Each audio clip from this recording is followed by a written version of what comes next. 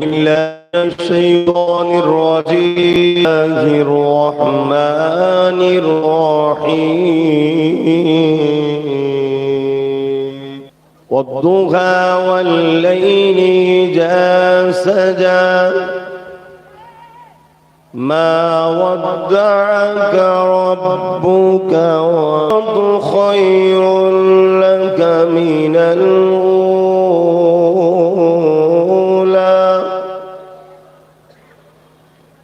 ولسوف يعطيك ربك فترضى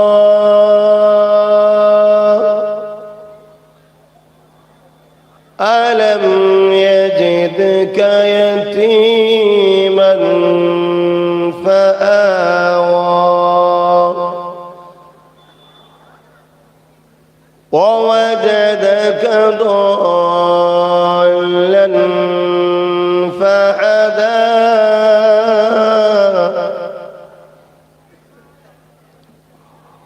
ووجدك عائلا فأغنى فأما اليتيم فلا تقهر وأما السائل فلا تنهر وأما بنعمة ربك فحدث صدق الله العظيم نحمده ونصلي على رسوله الكريم أما بعد فيا أيها الحاضرون رحمنا ورحمكم الله قال الله تعالى في كلام المزيد والفرقان الحميد إن الله وملائكته يصلون على النبي يا أيها الذين آمنوا صلوا عليه وسلموا تسليما اللهم صل على سيدنا مولانا محمد وعلى آل سيدنا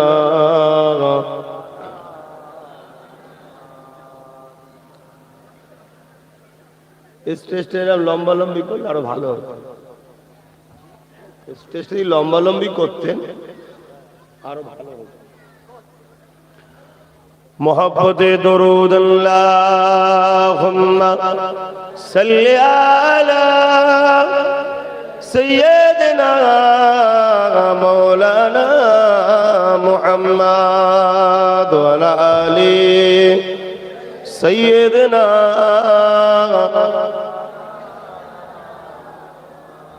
রাসূলুল্লাহ হাবিবাল্লাহ আমার নবীর প্রিয় নাম ওই নামেতে দরুদ পড়েন হিন্দুস্তানে মুসলমান রাসূলুল্লাহ হাবিবাল্লাহ আমার নবীর প্রিয় নাম ওই নামেতে দরুদ পড়ে হিন্দুস্তানের মুসলমান আসমান জমিনে লক্ষ তারা 18,000 মখলুকাত আল্লাহ তাসবিহ নবীর দরুদ পড়েন তারা সর্বদা আল্লাহুম্মা সাল্লি আলা ঠান্ডা লেগে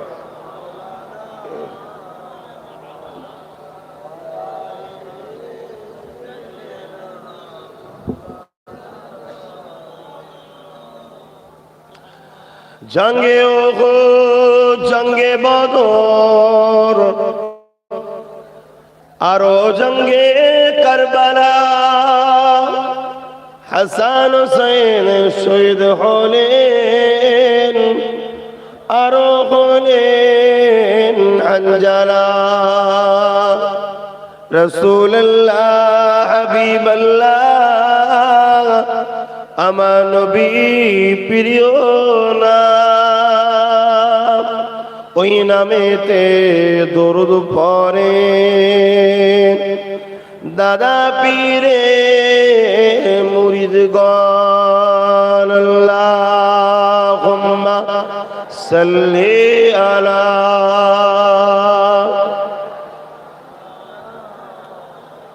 ওয়ালা আলি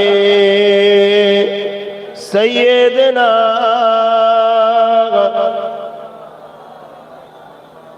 কালিমা লা ইলাহা ইল্লাল্লাহ, লা ইলাহা ইল্লাল্লাহ, লা ইলাহা ইল্লাল্লাহ, লা ইলাহা, জোরে জোরে লা ইলাহা ইল্লাল্লাহ, লা ইলাহা ইল্লাল্লাহ, লা ইলাহা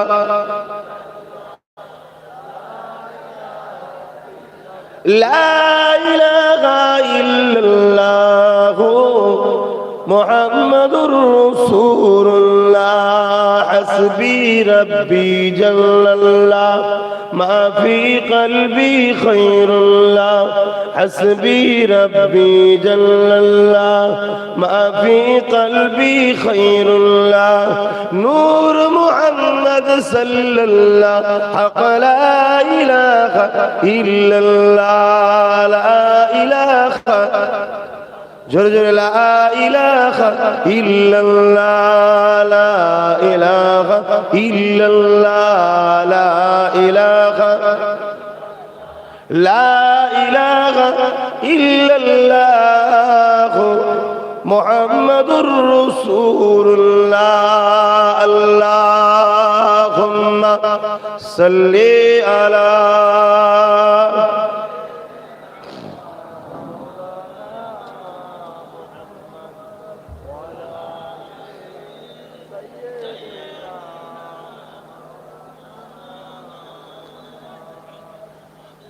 وقال الله تعالى في كلام المزيد الفرقان الحميد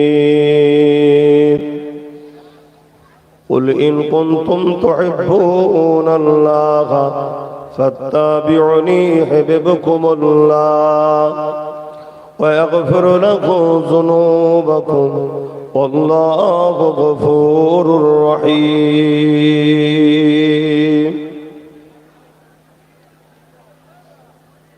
وقال الله تعالى في كلام المزيد الفرقان الحميد وما خلقت الجن والإنس إلا ليعبدون. আমার আব্বা জানেরা, পর্দা নিশিনা আমার আম্মা জানেরা, আমার ভাইয়েরা, আমার বোনেরা, ছোট ছোট বাচ্চারা, ওলামা হযরত, হাফিজে কোরআন, ইমাম সাহেব, মুয়াজ্জিন সাহেব, নামাজি, মুত্তাকি, পরহেজগার, দিন দরদি, আমার নবীর উম্মত উম্মতিগণেরা, আজ পূর্ব নীলাম্বারপুর নাকি পূর্ব নীলাম্বারপুরে মসজিদ ও মাদ্রাসা প্রাঙ্গণে, এটা কি ঈদগাহ? মাদ্রাসা ও মসজিদ প্রাঙ্গণে কোরআন সুন্নাহর আলোকে একটা মাহফিল করেছেন। আমি গুনাহগার অধমকে নিয়ে এসেছেন। আমার ওয়াজ কম বেশি আপনারা সবাই শুনেছেন। আমি কোন ধাতের লোক, কোন লাইনের লোক সবই আপনারা জানেন। জেনে শুনে যখন বসেছেন তার মানে বোঝাই যাচ্ছে লাইন সব একই আছে। তবে একটা কথা মনে রাখবেন, আমাদের দুটো জিনিস দরকার। এই দুটো থাকলে আমরা বেহিসাব জান্নাতে। জোরে বলুন সুবহানাল্লাহ। প্রথম নম্বর হলো ঈমান, দ্বিতীয় নম্বর হলো আমল। আর এই দুটোর মধ্যে যদি একটা থাকে তাও জান্নাত যাওয়া যাবে, কিন্তু অনেক কষ্টের পর। সেটা হলো শুধু ঈমান। আর যদি ঈমান না থেকে শুধু আমল থাকে, জান্নাত তো দূরের কথা, খুশবুও কোনোদিন পাওয়া যাবে না। আজ বড় দুঃখের সাথে বলতে হয়, আমল করার পরও বেঈমান হয়ে যাচ্ছে। কেন? আমলটাকে চেনে, ঈমানটা চেনে না। যেমন নামাজটা হলো আমল, নামাজের অনেক পদ্ধতি আছে। উযু করতে হবে, নিয়ত করতে হবে, তাহরিমা বাঁধতে হবে, কিবলামুখী হতে হবে, জায়গা পাক হতে হবে, কেরাত মিলাতে হবে, ফাতিহা পড়তে হবে, রুকু দিতে হবে, সিজদা দিতে হবে। রোজারও অনেক রকম আমল, এরও অনেক রকম সিস্টেম আছে। ফজরের আজান দিবার আগে আপনাকে সেহরি খেয়ে নিয়ে কমপ্লিট করতে হবে। মাগরিবের আজান দিবার সাথে সাথে ইফতার করতে হবে। সারাদিন গীবত করা যাবে না, পরচর্চা করা যাবে না, নিন্দা করা যাবে না, ইত্যাদি ইত্যাদি অনেক কিছু সিস্টেম আছে। সবটাকে আমরা সিস্টেম ভাবে মানার চেষ্টা করি, আলহামদুলিল্লাহ, ভালো কথা। তবেই তো আমাদের আমলগুলো পাকা হবে। কিন্তু নামাজ যদি রবীন্দ্রনাথ টেগর পড়ে, সেই নামাজটা কি কবুল হবে? একদম নিয়ম কানুন পদ্ধতি অনুযায়ী। কি গো, নরেন্দ্র মোদী যদি রোজা রাখে, ওই রোজা কি জান্নাতে নিয়ে যাবে মনে হচ্ছে কে? কেন ভাই? তাহলে আমল কাকে বলে? ইমানদার যখন আল্লাহর খুশির জন্য কোনো কাজ করে সেটাকে বলা হয় আমল। জোরে বলুন সুবহানাল্লাহ। ঈমানটা কি জিনিস সেটাও কিন্তু আমাদেরকে বুঝতে হবে। ঈমানের মার্কাজ আল্লাহ মুহাম্মদ রাসূলকে বানিয়েছে। জোরে বলুন সুবহানাল্লাহ। যেমন আমলের মধ্যে সবথেকে উত্তম আমল আল্লাহ বানিয়েছেন নামাজকে। তো ঈমানের মূল মার্কাজ আল্লাহ বানিয়েছেন তিনার হাবিব মুহাম্মদ রাসূলকে। জোরে বলুন সুবহানাল্লাহ। তো নবীকে কিভাবে মানতে হবে, কতটা মানতে হবে, নবীকে কিভাবে চিনতে হবে, কিভাবে ধরতে হবে, নবীর মাথার তালু থেকে পায়ের তালু, নবীর লাইফ স্টাইল, টোটাল বিষয়টা অবগত হতে হবে। তাই তো আল্লাহ কোরআন পাকে আমাদেরকে ওয়াজ করা শিখাচ্ছে। কিভাবে? কোরআন খুলে দেখুন, যেখানে আল্লাহ ঈমানদারদেরকে লক্ষ্য করে বলেছে হে ঈমানদারেরা, তখনই আল্লাহ নবীর আলোচনা করেছে। জোরে বলুন সুবহানাল্লাহ। আল্লাহ দুনিয়ার উলামাদের ঘরে, ইমামদের ঘরে, বক্তাদের ঘরে, পীর সাহেবদের ঘরে, আমির সাহেবদের ঘরে, হযরতজিদের ঘরে, শায়েখদের ঘরে সবাইকে আল্লাহ শিখাচ্ছে, শোন, তোরা যখন ঈমানদারদের সামনে তাকরীর করবি, বক্তব্য রাখবি, আমার নবীর কথাটা বলবি। জোরে বলুন সুবহানাল্লাহ। কেন? এটা আমার সুন্নাত হবে, আমার স্টাইল হবে। আমি কোরআনে যখনই ঈমানদারদেরকে লক্ষ্য করে কিছু বলেছি, তখনই আমার হাবিবের কথা বলেছি। জোরে বলুন সুবহানাল্লাহ। আর যখন পুরো মানুষকে লক্ষ্য করে কোনো কথা বলবি, তখন একত্ববাদের কথা বলবি, তখন আমার কুদরতের কথা বলবি, আমার রহমতের কথা বলবি, আমার যে ক্ষমতা, সেই ক্ষমতা আল্লাহ হুসাইয়ুল কাদিরের কথা বলবি। কিন্তু ঈমানদারের কাছে যখন ওয়াজ করবি, তখন তোরা আমার হাবিবের কথা বেশি বেশি বলবি। জোরে বলুন সুবহানাল্লাহ। কিন্তু বড় দুঃখের বিষয়, তাম পৃথিবীতে আগেও ছিল, আজও আছে, ইসলামের প্রকাশ্য দুশ্মন ও গোপন দুশ্মন আছে না নাই? প্রকাশ্য দুশ্মনের সঙ্গে যুগে যুগে লড়াই করে আমাদের পূর্বপুরুষরা সবাই জিতেছে। পুরো গোড়া সমেত তুলে প্রকাশ্য দুশ্মনদের ঘরে জাহান্নামে পেটিয়ে দিয়েছে। কথা বুঝছেন? কিন্তু যুগে যুগে যুগে যুগে গোপন দুশ্মন গুলোকে কিন্তু গোড়া সমেত তোলা যায়নি। তা ইসলামের আজও দুই ধরনের দুশ্মন আছে, একটা প্রকাশ্য দুশ্মন আর একটা গোপন দুশ্মন। প্রকাশ্য দুশ্মনের সঙ্গে লড়াই করা সহজ, প্রকাশ্য দুশ্মনকে চিনাও সহজ, প্রকাশ্য দুশ্মনকে হারানো সহজ। কেন? যাদের পক্ষে আল্লাহ থাকে, রসুল থাকে, তাদেরকে পৃথিবীর কোনো তাকত হারাতে পারে না। তার একটা প্রমাণ হলো 30,000 ঈমানদার 15 লক্ষ চীনা সৈন্যের বিরুদ্ধে লড়েছিল বাদশাহ হারুন আর রশিদের প্রধান খলিফার নেতৃত্বে, প্রধান সৈন্যের নেতৃত্বে 30,000 যুবক ঈমানদারের কাছে 15 লক্ষ চীনা সৈন্য হারতে বাধ্য হয়েছিল। এটাই বলা হয় ঈমান। জোরে বলুন সুবহানাল্লাহ। তার আগে আমরা দেখেছি 1000-এর উপরে বদরে এসেছিল আবু জেহেল উতবার নেতৃত্বে, আর মাত্র 313 জন খালি হাতে, খাজুরের ডাল নিলেই কেন না নিলেই কি, খালি হাতে, তারপরও জিতেছিল। এটা কিসের জোরে জিতেছে? সংখ্যার জোরে না, বোমের জোরে না, তাকতের জোরে না, কিসের জোরে? ঈমানের জোরে। তাই প্রকাশ্য দুশমনরা যুগে যুগে আমাদের সঙ্গে লড়াই যতবার করেছে ততবার তারা হেরে গেছে, আর ততবারই তাদের সংখ্যা বেশি ছিল, অস্ত্র বেশি ছিল, ক্ষমতাও বেশি ছিল, পাওয়ারও বেশি ছিল, সৈন্য বেশি ছিল, আইন তাদের হাতে, পুলিশ তাদের হাতে, মিলিটারি তাদের হাতে, সব তাদের হাতে থাকার পরও আমাদের কাছে পরাজিত হয়েছে। যখন আমরা ঈমানের দ্বারা, ঈমানের পাওয়ার নিয়ে একবার বলেছি আল্লাহ সাহায্য করেন, অমনি মাদত এসেছে। আর এখন হাজারো ডাকছি, সাহায্য তো দূরের কথা, পিটিয়ে লাল করে ফেলছে, একবারও আল্লাহ সাড়া দিচ্ছে না। কারণটা কি? নামাজ কমে গেছে? আরে মসজিদ গ্রামে আগে একটা ছিল না, এখন মসজিদ দুটো হয়ে গেছে। আগে অত এলাকায় হয়তো একটা মসজিদ ছিল, এখন অত এলাকায় 10টা 20টা হয়ে গেছে।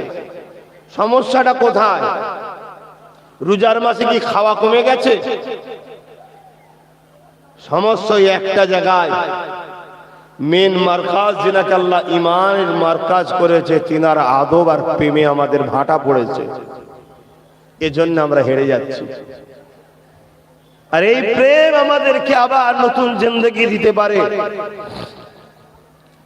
যেমন মোবাইলের ব্যাটারির চার্জ শেষ হয়ে গেলে কারেন্টের প্লাগে গুঁজলে তারপরে মোবাইল চলে, তা আমাদেরও ঈমানের চার্জ শেষ হয়েছে।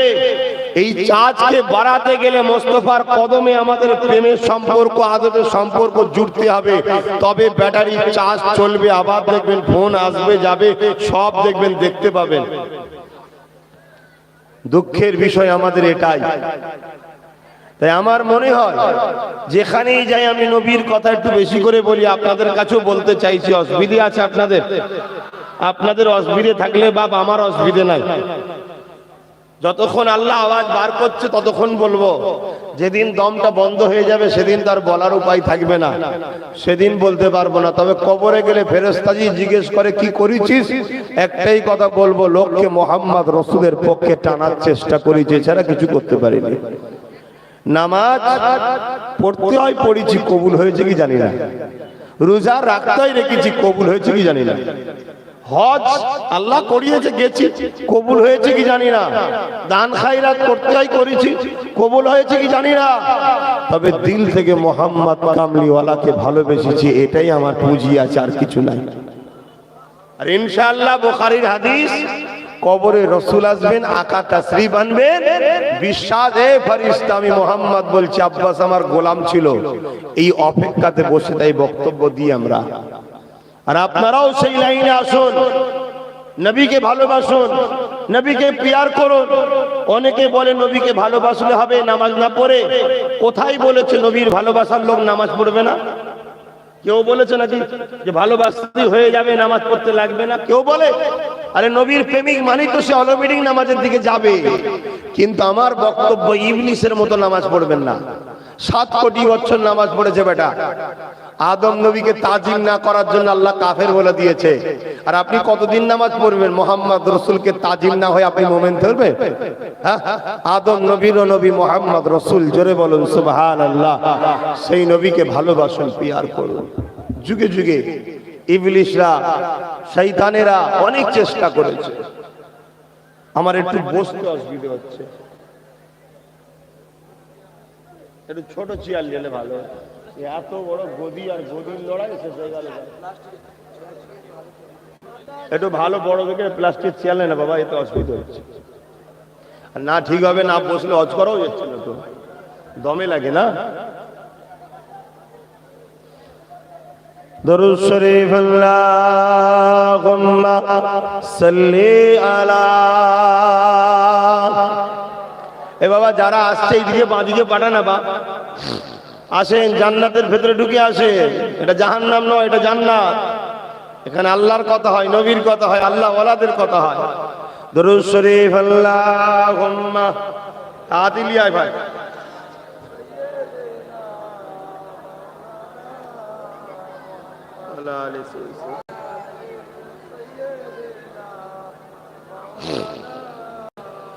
दिल का उजाला नामे मोहम्मद, आँखों का तारा नामे मोहम्मद, दिल का उजाला नामे मोहम्मद, आँखों का तारा नामे मोहम्मद।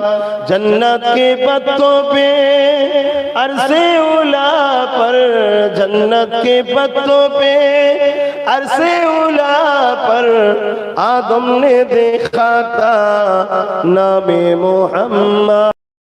जोरे बोलून ना सुभान अल्लाह। আমাদের সরদারের নাম, আমাদের নেতার নাম, আমাদেরকে যিনি জান্নাতে নিয়ে যাবে তিনার নাম। আল্লাহর আরশ আজিমের উপরে জান্নাতের পাতাতে লেখা আছে বাপ আদম দেখেছেন বলছেন।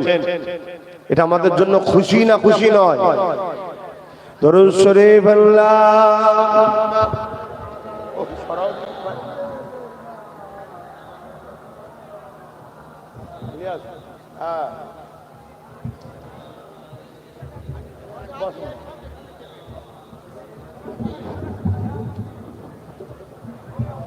দেখতে পাচ্ছ বাচ্চাগুলো দেখতে পাচ্ছি তো বাবা?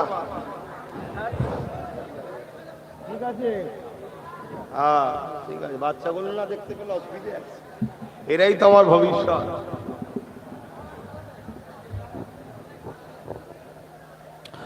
মুসলমান ঘরের ছেলে মেয়েরা, তরুণেরা, বাপেরা,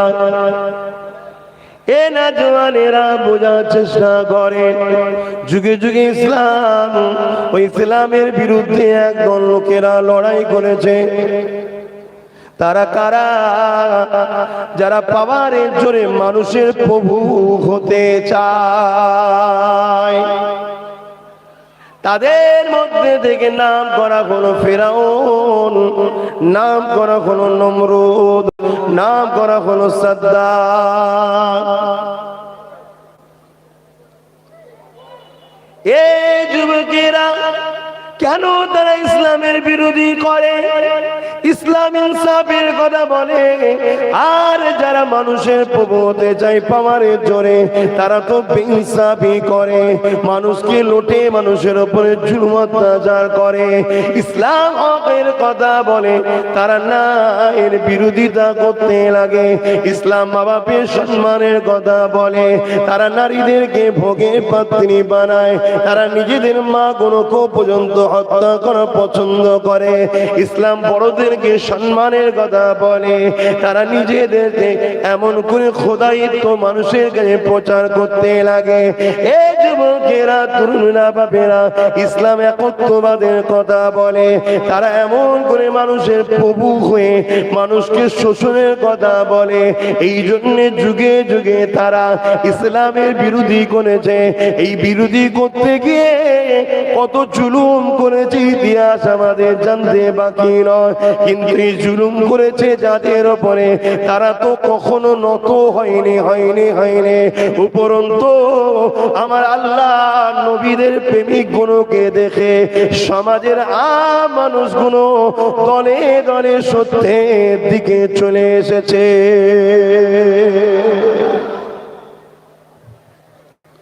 যেমন হযরতে মা সাত্তা হুজুরকে জুলুম করেছিল ফেরাউন, আম্মা জানকে তো নত করতে পারেনি। উপরন্তু দলে দলে আম্মা জানের এই খোদার প্রেম, মুসা নবীর উপরে প্রেম, সত্যের উপরে প্রেম, প্রেমে যে এতটা ঈমান মজবুত হয়, এতটা যে কষ্টকেও হওয়ার পরও সহ্য করে থাকা যায়, এইগুলো দেখে যেসব মানুষরা ভয় খেয়েছিল তারাও শক্তিশালী হয়ে উঠে আল্লাহ ও মুসা নবীর দিকে তখন দলে দলে ঢুকছে। জোরে বলুন সুবহানাল্লাহ।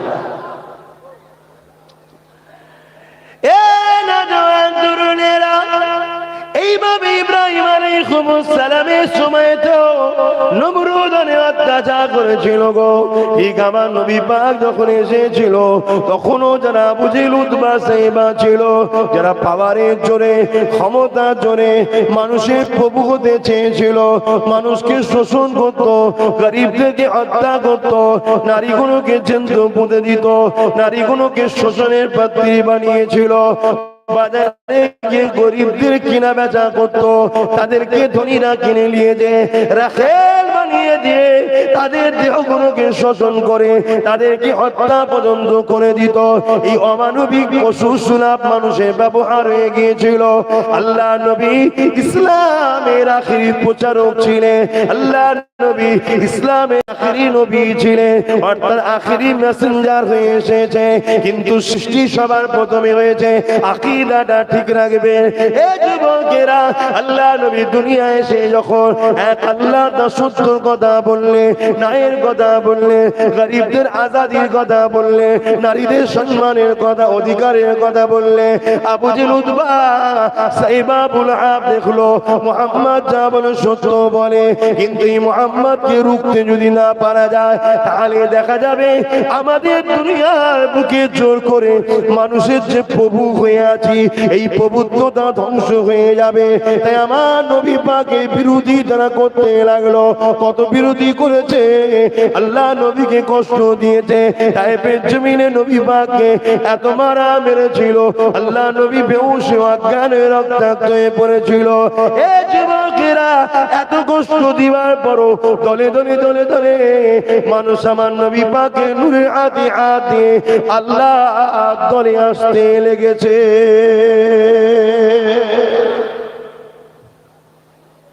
এই যে জুলুম করার পরও মানুষকে রুখে রাখা যায় না, জুলুম করার পরও মানুষকে রুখে রাখা যায় না, এই দৃশ্যটা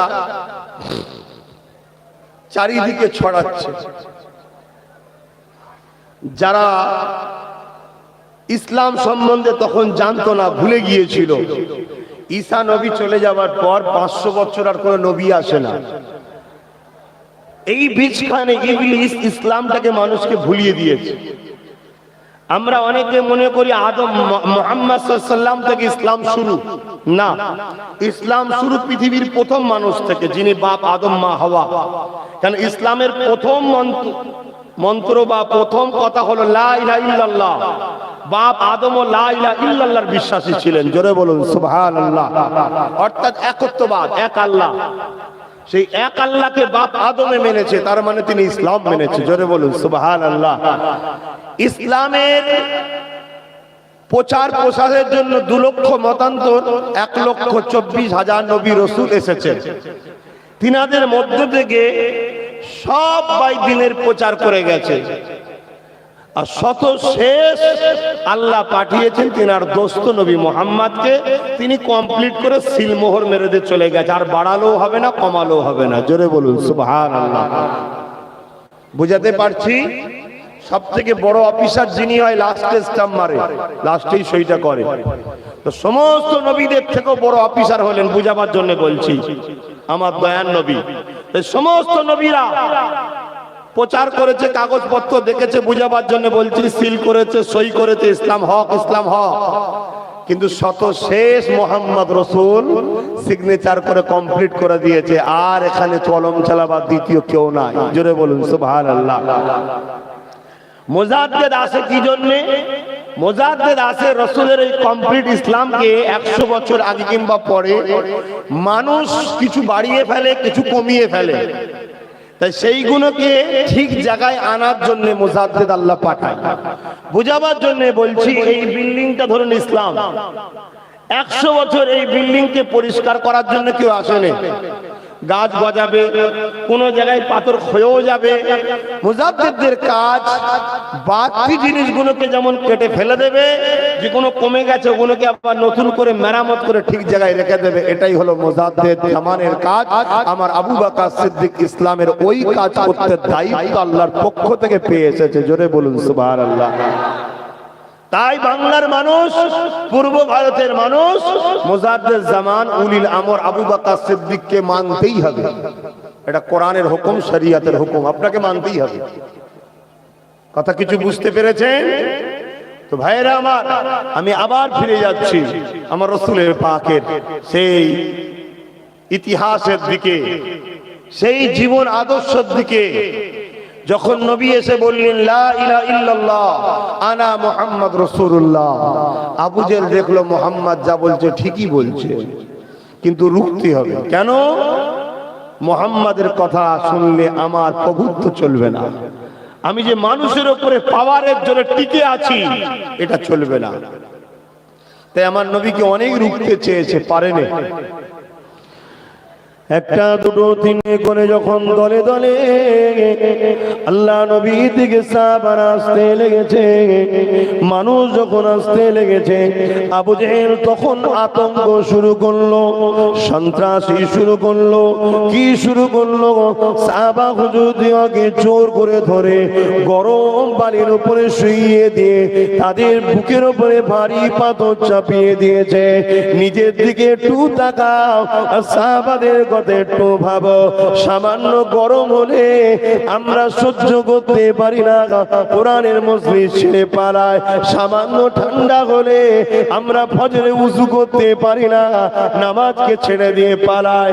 আর সাহাবা হুজুরদের জীবনী দেখো, তাদের বুকে ভারী পাথর, তলাতে গরম বালি, এত গরম বালি পা দেওয়া যায় না, চামড়াগুলো পুড়ে কালো হয়ে যেতে লেগেছে। এই রকম কষ্ট দিবার পরও যুবকেরা, সাহাবা হুজুররা যখন জবানে আল্লাহ আল্লাহ আল্লাহ করে ডাকতে লেগেছে, ওই সময় সন্ত্রাস আবু জেহেল উতবারা এমন করে লোককে জড়ো করে, রোদকে গরম করে ওই সাহাবা হুজুরদের ঠোঁটে মুখে ঠেকাতে লেগেছে, যাতে করে সমাজের সবাই দেখে মুহাম্মদকে মানলে শাস্তি হয়, মুহাম্মাদের দলে গেলেই শাস্তি হয়, যাতে করে মানুষ ভয় না আল্লাহ নবীর দিকে আসে। কিন্তু উল্টো হয়ে গেল। আমার নবী সাহাবারা ইসলামের জন্য যে কুরবানি দিয়েছে, ওই কুরবানিকে দেখে দর্শকের অবাক হয়ে গেছে। আর ইসলামের মধ্যে কি আছে, আল্লাহর প্রেমে কি আছে, মুহাম্মাদের প্রেমে কি আছে? এত গরম বালিতে শুয়ে আল্লাহকে ডাকতে ভালো লাগে, এত রডের গরম ছেকাবার পরও মুহাম্মাদের দল ছাড়তে ভালো লাগে না। তাই তারাও দিবানা হয়েছে, আমার নবীর কদমে নিজের জানকে বিক্রি করে দিয়ে নবী নূরে হাতে হাত দিয়ে ইমানের কালেমা পড়ে দলে দলে মুসলমান হতে লেগেছে। আরো জোরে বলুন সুবহান। বুঝছেন না, বোঝেন না? আজকের দিনের কথা আপনি ভেবে দেখুন, আজকের দিনের কথা। সেদিন নবীর পক্ষে যাওয়ার জন্য মেরেছিল, আজকে নবীর বংশের বাচ্চা যে সব মানুষগুলোকে সেই নবীর দিনের দিকে ডেকেছিলাম, এদেরকেও আজকাল আবু জেহেলরা মেরেছে, এরপরও এদেরকে এখনো লড়াতে পারেনি। জোরে বলুন সুবহানাল্লাহ।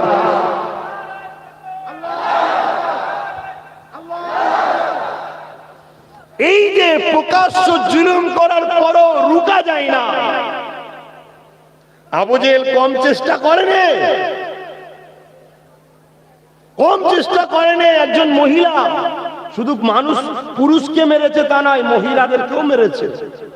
হযরত আম্মা জান সুমাইয়া হুজুর আম্মা জানকে ওপেন বাজারেতে অর্ধ উলঙ্গ করে দিয়েছে। একটা নারীর কাছে সব থেকে মূল্যবান জিনিস ঈমানের পরে তার ইজ্জত, আর ঈমানের অর্ধেকটাই তো ইজ্জত। হায়া আবরু এটা তো ঈমানের অর্ধেক, লজ্জা শরম অর্ধেক উলঙ্গ করে দিয়েছে, দিয়ে আম্মাকে অনেক নির্যাতন করেছে। হাজারো মানুষ জড়ো হয়ে দেখছে সুমাইয়ার উপরে জুলুম হচ্ছে। সুমাইয়া কি করেছে? ন্যায়ের পক্ষে গেছে, অন্যায়কে ছেড়েছে, সত্যের পক্ষে গেছে, মিথ্যাকে ছেড়েছে, জালিমকে ছেড়ে মজলুমের সাথ দিয়েছে, মিথ্যাকে ছেড়ে সত্যকে সাথ দিয়েছে, লুটেরা ডাকাতদের ছেড়ে আল্লাহর রাসূলের সাথ দিয়েছে, ইসলামের সাথ দিয়েছে, ইনসাফের সাথ দিয়েছে, গরিবের অধিকারের সাথ দিয়েছে। ইসলাম শুধু নামাজের মধ্যে সীমাবদ্ধ নয়, ইসলাম শুধু রোজার মধ্যে সীমাবদ্ধ নয়, ইসলাম শুধু দাড়ি টুপি তাসবিহর মধ্যে সীমাবদ্ধ নয়। ইসলাম একটা পূর্ণাঙ্গ জীবন ব্যবস্থার নাম। রাষ্ট্রকে প্রেম করার নাম ইসলাম, রাজনীতি করার নাম ইসলাম, গরিবকে সেবা করার নাম ইসলাম, ক্ষুধার্তর মুখে খাবার দেওয়ার নাম ইসলাম, অন্নহীনকে অন্ন দিবার নাম ইসলাম, বস্ত্রহীনকে বস্ত্র দিবার নাম ইসলাম, পিপাসিত মানুষের পিপাসা মিটাবার নাম ইসলাম, মা বাবার সেবা করার নাম ইসলাম, ক্ষুধার্ত মানুষকে খাওয়াবার নাম ইসলাম, অন্য ধর্মের মানুষ বিপদে পড়লে তার বিপদ মুক্ত করার নাম ইসলাম, একটা অন্য ধর্মের মানুষ অসুস্থ আছে তাকে চিকিৎসার জন্য অর্থ দিবার নাম ইসলাম, তার পাশে গিয়ে তাকে ভালো পরামর্শ দিবার নাম ইসলাম। এ যুবক, এই টোটাল জীবন ব্যবস্থার নাম হলো ইসলাম। জোরে বলুন সুবহান। কিন্তু আজ আমাদের ঘরে শুধু মসজিদ দেখানো হয়েছে, এইখানে আসো তসবিহ পড়ো।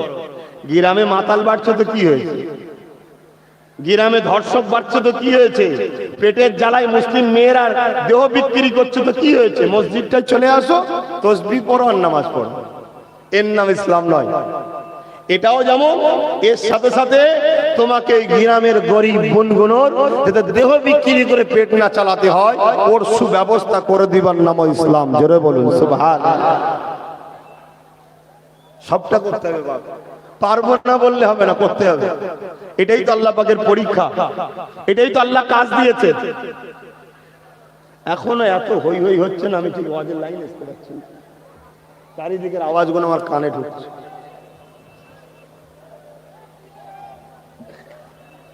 ভাই আল্লাহর রাস্তায় একটু চুপচাপ করেন না। আমি ঠিক সবার কথা কানে এলে আমার এখানে কথা উল্টো পাল্টা হয়ে যাবে। আর বুঝতে পারছেন তো, আমার দুশ্মনের আল্লাহর অভাব নেই, ভালোবাসার মানুষের যেমন অভাব নেই, দুশ্মনেরও অভাব নেই।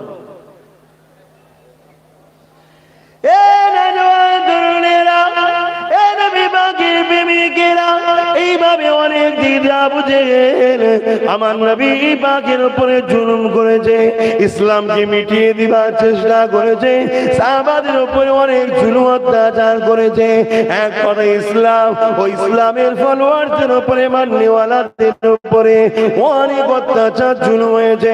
হযরতে বেলালের উপরে জুলুম হয়েছে, হযরতে খুবাইবের উপরে জুলুম হয়েছে, হযরতে খাব্বাবের উপরে জুলুম হয়েছে, হযরতে সালমান ফারসির উপরে জুলুম হয়েছে, হযরতে সিদ্দিক আকবরের উপরে জুলুম হয়েছে।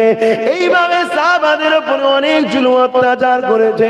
লাস্টে তারা কি করতে লাগলো, তারা ঠিক করলো মুহাম্মদ রাসূলকে জানে মেরে দেবো। বলুন নাউযুবিল্লাহ মিন জানে। আল্লাহ পাক আমার নবী পাককে ইজাজত দিয়ে দিলে, হাবিব আপনি চলে যান, ইয়াসরিব মদিনাতে চলে যান। আর এক রাতে আছে, হাবিব আপনি হিজরত করুন, কোন জায়গায় যাবেন সেটা আপনি যেটা পছন্দ করবেন সেই জায়গাটায় আমি আল্লাহ পছন্দ করে নেব। এ যুবকেরা, আমার আল্লাহ নবী পাককে মক্কায় রেখেই তো ইবাদত করতে পারতেন না, পারতেন না। জোরে বলুন, পারতেন না, পারতেন না। তাহলে কেন বললেন চলে যাও? দুপা পিছিয়ে যাবার নাম হার নয়, দুপা পিছিয়ে যাবার নাম হলো কৌশল অবলম্বন।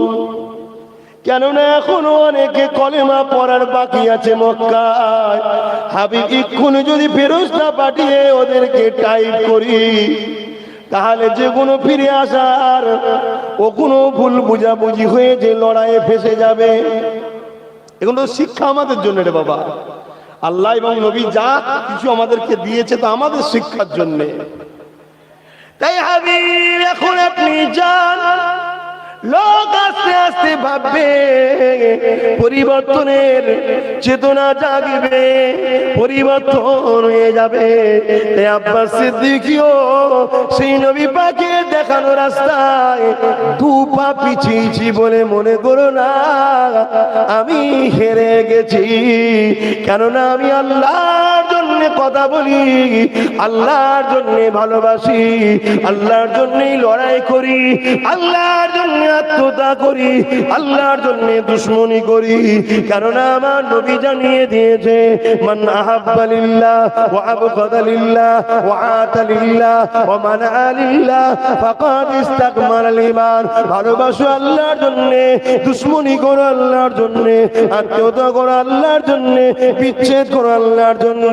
শোনো শোনো, আমি আমার আম্মা জানকে ভালোবাসি আল্লাহর জন্য, আমি আমার আব্বা জানকেও ভালোবাসি আল্লাহর জন্য, আমি আমার মুজাদ্দিদকে ভালোবাসি আল্লাহর জন্য, আমি আমার শাইখ উস্তাদদের ভালোবাসি আল্লাহর জন্য। তাহলে তোমাদেরকেও ভালোবাসি আল্লাহর জন্য, সবটা আল্লাহর জন্য, আল্লাহর জন্য। সেই হলো প্রকৃত ঈমানদার বা ঈমানের মজাটা সে পায়। এ যুবকেরা, আল্লাহ নবী নূর নবী দয়া নবী যখন মক্কা থেকে ইয়াসরিফে দিয়ে চলে যেতে লেগেছে, ওই সময় ইয়াসরিফেতে কিছু ইহুদি পণ্ডিত ছিল। তারা এমন করে মক্কায় আবু জেহেলের কাছে লোক পাঠালো, হে আবু জেহেল, মুহাম্মদকে রুখার জন্য তোমরা কি কি পরিকল্পনা করেছো? তখন আবু জেহেল বলল, অবাক বিষয় হলে এটাই, মারতে মারতে মেরে ফেলেছি, শেষ কথা ছিল নবী নবী।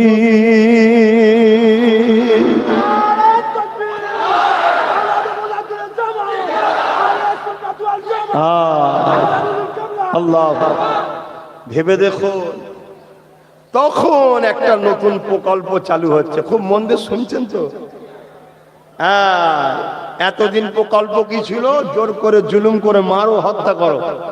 কিন্তু এতে কি হয়েছে? লোক বেড়েছে না কমেছে? বেড়ে যাচ্ছে লোক, ঠিক না? তখন ইহুদিরা বলল, না, এ মোহাম্মদ রসুল, ইনি হাকিকাতে রসুল, ইনাকে রক্ষা ক্ষমতার জন্য ইনাকে রুকা যাবে না। তাই একটা প্রকল্প চালু করলো। প্রকল্পটার নাম হলো মুনাফেক প্রকল্প। কি প্রকল্প? মুনাফেক প্রকল্প। আরে আপনারা প্রকল্প বললে চট করে বুঝে যাবে, বাংলায় এত প্রকল্প হয়েছে, লোক প্রকল্পটা ধরে ভালো, কিন্তু গোনার দিন কি হচ্ছে না হচ্ছে পরের কথা, প্রকল্পটা বোঝে ভালো, ঠিক না বেটি? তাই ওই জন্য বললাম মুনাফেক প্রকল্প। নতুন একটা প্রকল্প চালু করলো। এদের মাস্টার মাইন্ড হলো ইহুদি। কে? ইহুদি। আর ইহুদিরা হলো পৃথিবীর বুকে গড় হিসাবে সব থেকে বেশি শিক্ষিত পণ্ডিত। গড় একটা দুটো হিসাব করলে সব থেকে বেশি এডুকেটেড তো আমার ঘরের 10 বছর বাচ্চাটা। জোরে বলুন সুবহানাল্লাহ। যদি বলেন কেন? আমার ঘরের 10 বছর বাচ্চাটা সাততম আসমানের উপরে কি আছে জানে, পৃথিবীর কোন বিজ্ঞানী এখনো কি আছে বলতে পারে না। আমার ঘরের 7 বছরের বাচ্চাও জানে সাততম আসমানের উপরে সিদরাতুল মুনতাহা আছে, যেখানে জিবরাইল থাকে, তার উপরে গেলে আরো লামাকান, যেখানে আল্লাহর আরশ আছে, ওখানে আমার রব্বুল আলামিন কুদরতি ভাবে কেমন থাকে আমি জানি না ভাই। কথা বুঝে আসছে? এটা আমাদের বাচ্চারাও জানে, কিন্তু বিজ্ঞান এখনো অদূর পৌঁছাতে পারেনি। কিন্তু গড় হিসাব দেখতে গেলে দুনিয়াবি সর্বদিক দিয়ে ইহুদিরা হলো খুব উন্নত শিক্ষিত। তাই 1,10,00,000 সারা পৃথিবীর নাকে দড়িতে ঘোরাচ্ছে, ইমানদার গুলো ছাড়া সব্বার নাকে দড়িতে ঘোরাচ্ছে এখন। তো সেই দিনে ইহুদিরা এই প্রকল্প চালু করলো, মুনাফিক প্রকল্প। কিছু তাদের দলের লোককে বলল, তোমরা যাও মুহাম্মদ রসুলের কাছে, গিয়ে তার কাছে সাহাবা হও, মানে বায়াত হও, তাকে নবী বলে মেনে নাও, তার সোহবতে বসো, সে যা বলবে সব তোমরা শোনো। কিন্তু তার চোখের মানে তার অবর্তমানে, অর্থাৎ মজলিসে যে একসাথে বসা, তিনি তো সব সময় থাকবেন, মজলিসে যে একসাথে বসা, এই বসার থেকে যখনই তিনি সরে যাবে, এক সাহাবার সঙ্গে আর এক সাহাবার সঙ্গে দ্বন্দ্ব লাগাবার প্ল্যান করো। শুনছেন ভাই? এই প্রকল্প আজও আছে না নাই? এক মুসলিম ভাই আর এক মুসলিম ভাইয়ের সঙ্গে দ্বন্দ্ব লাগাবে। কথা বুঝে আসছে? প্রকল্প এখনো আছে। মতের অমিল হতে পারে, সেই অমিলটা যদি জমিলিয়ে হয়, সমাধানের জায়গা বিএলআর আছে। যদি লড়াইটা অর্থ নিয়ে হয় বা অন্য কিছু নিয়ে হয়, দুনিয়াদারি, তার জন্য কোর্টও আছে। লড়াইটা যদি কিতাব নিয়ে হয়, তার জন্য কিতাব রয়েছে। কিন্তু মোমেন মুসলমান ভাই ভাই কখনো মারপিট করাতে বা ঝগড়া করাতে, একে অপরের ক্ষতি করা, শারীরিক অত্যাচার করা, এটা কখনো আমার নবীর উম্মতদের কাজ হতে পারে না। ইখতিলাফ থাকতেই পারে, কথা বুঝে আসছে? ইখতিলাফটা যদি কিতাবে হয়, কিতাব নিয়ে বসা উচিত। ইখতিলাফ যদি দুনিয়ার জায়গা জমিলে হয়, তার জন্য উচিত কোর্ট আছে, সেখানে সমাধান। বাপেরা বোঝার চেষ্টা করে, আল্লাহ নবী দরবারে ইহুদি গুলো চলে আসলো, নবী পাকের হাতে হাতে ইমানের কালেমা পড়ার নাটক করলো। এ যুবকেরা, তাহলে কি নবী জানতো না? অবশ্যই নবী পাক জানতে, তাহলে কেন চুপ হয়েছিল? এই জন্য চুপ হয়েছিল। আল্লাহ পাক আমার নবী পাককে জিজ্ঞাসা করেছিলেন, হাবিব আপনার দরবারে অনেক মুনাফিক রয়েছে। আমার রাসূল বললেন, আল্লাহ আমি জানি, কিন্তু আল্লাহ আমি যদি প্রকাশ করি তাহলে ভাই ভাইয়ের মধ্যে লড়াই হয়ে যাবে। এই লড়াইটাকে আম মানুষ কি প্রচার করবে? দেখো মুহাম্মদ তার অনুসারীকে কতল করাচ্ছে। আমার আল্লাহ পাক ওই সময় বলে দিয়েছেন, হাবিব এখন আর বললে হবে না, এবারে আমি হুকুম করছি মুনাফিকদের পরিচয়টা করিয়ে দেন। তখন নবী মুনাফিকের পরিচয় করিয়েছিলেন।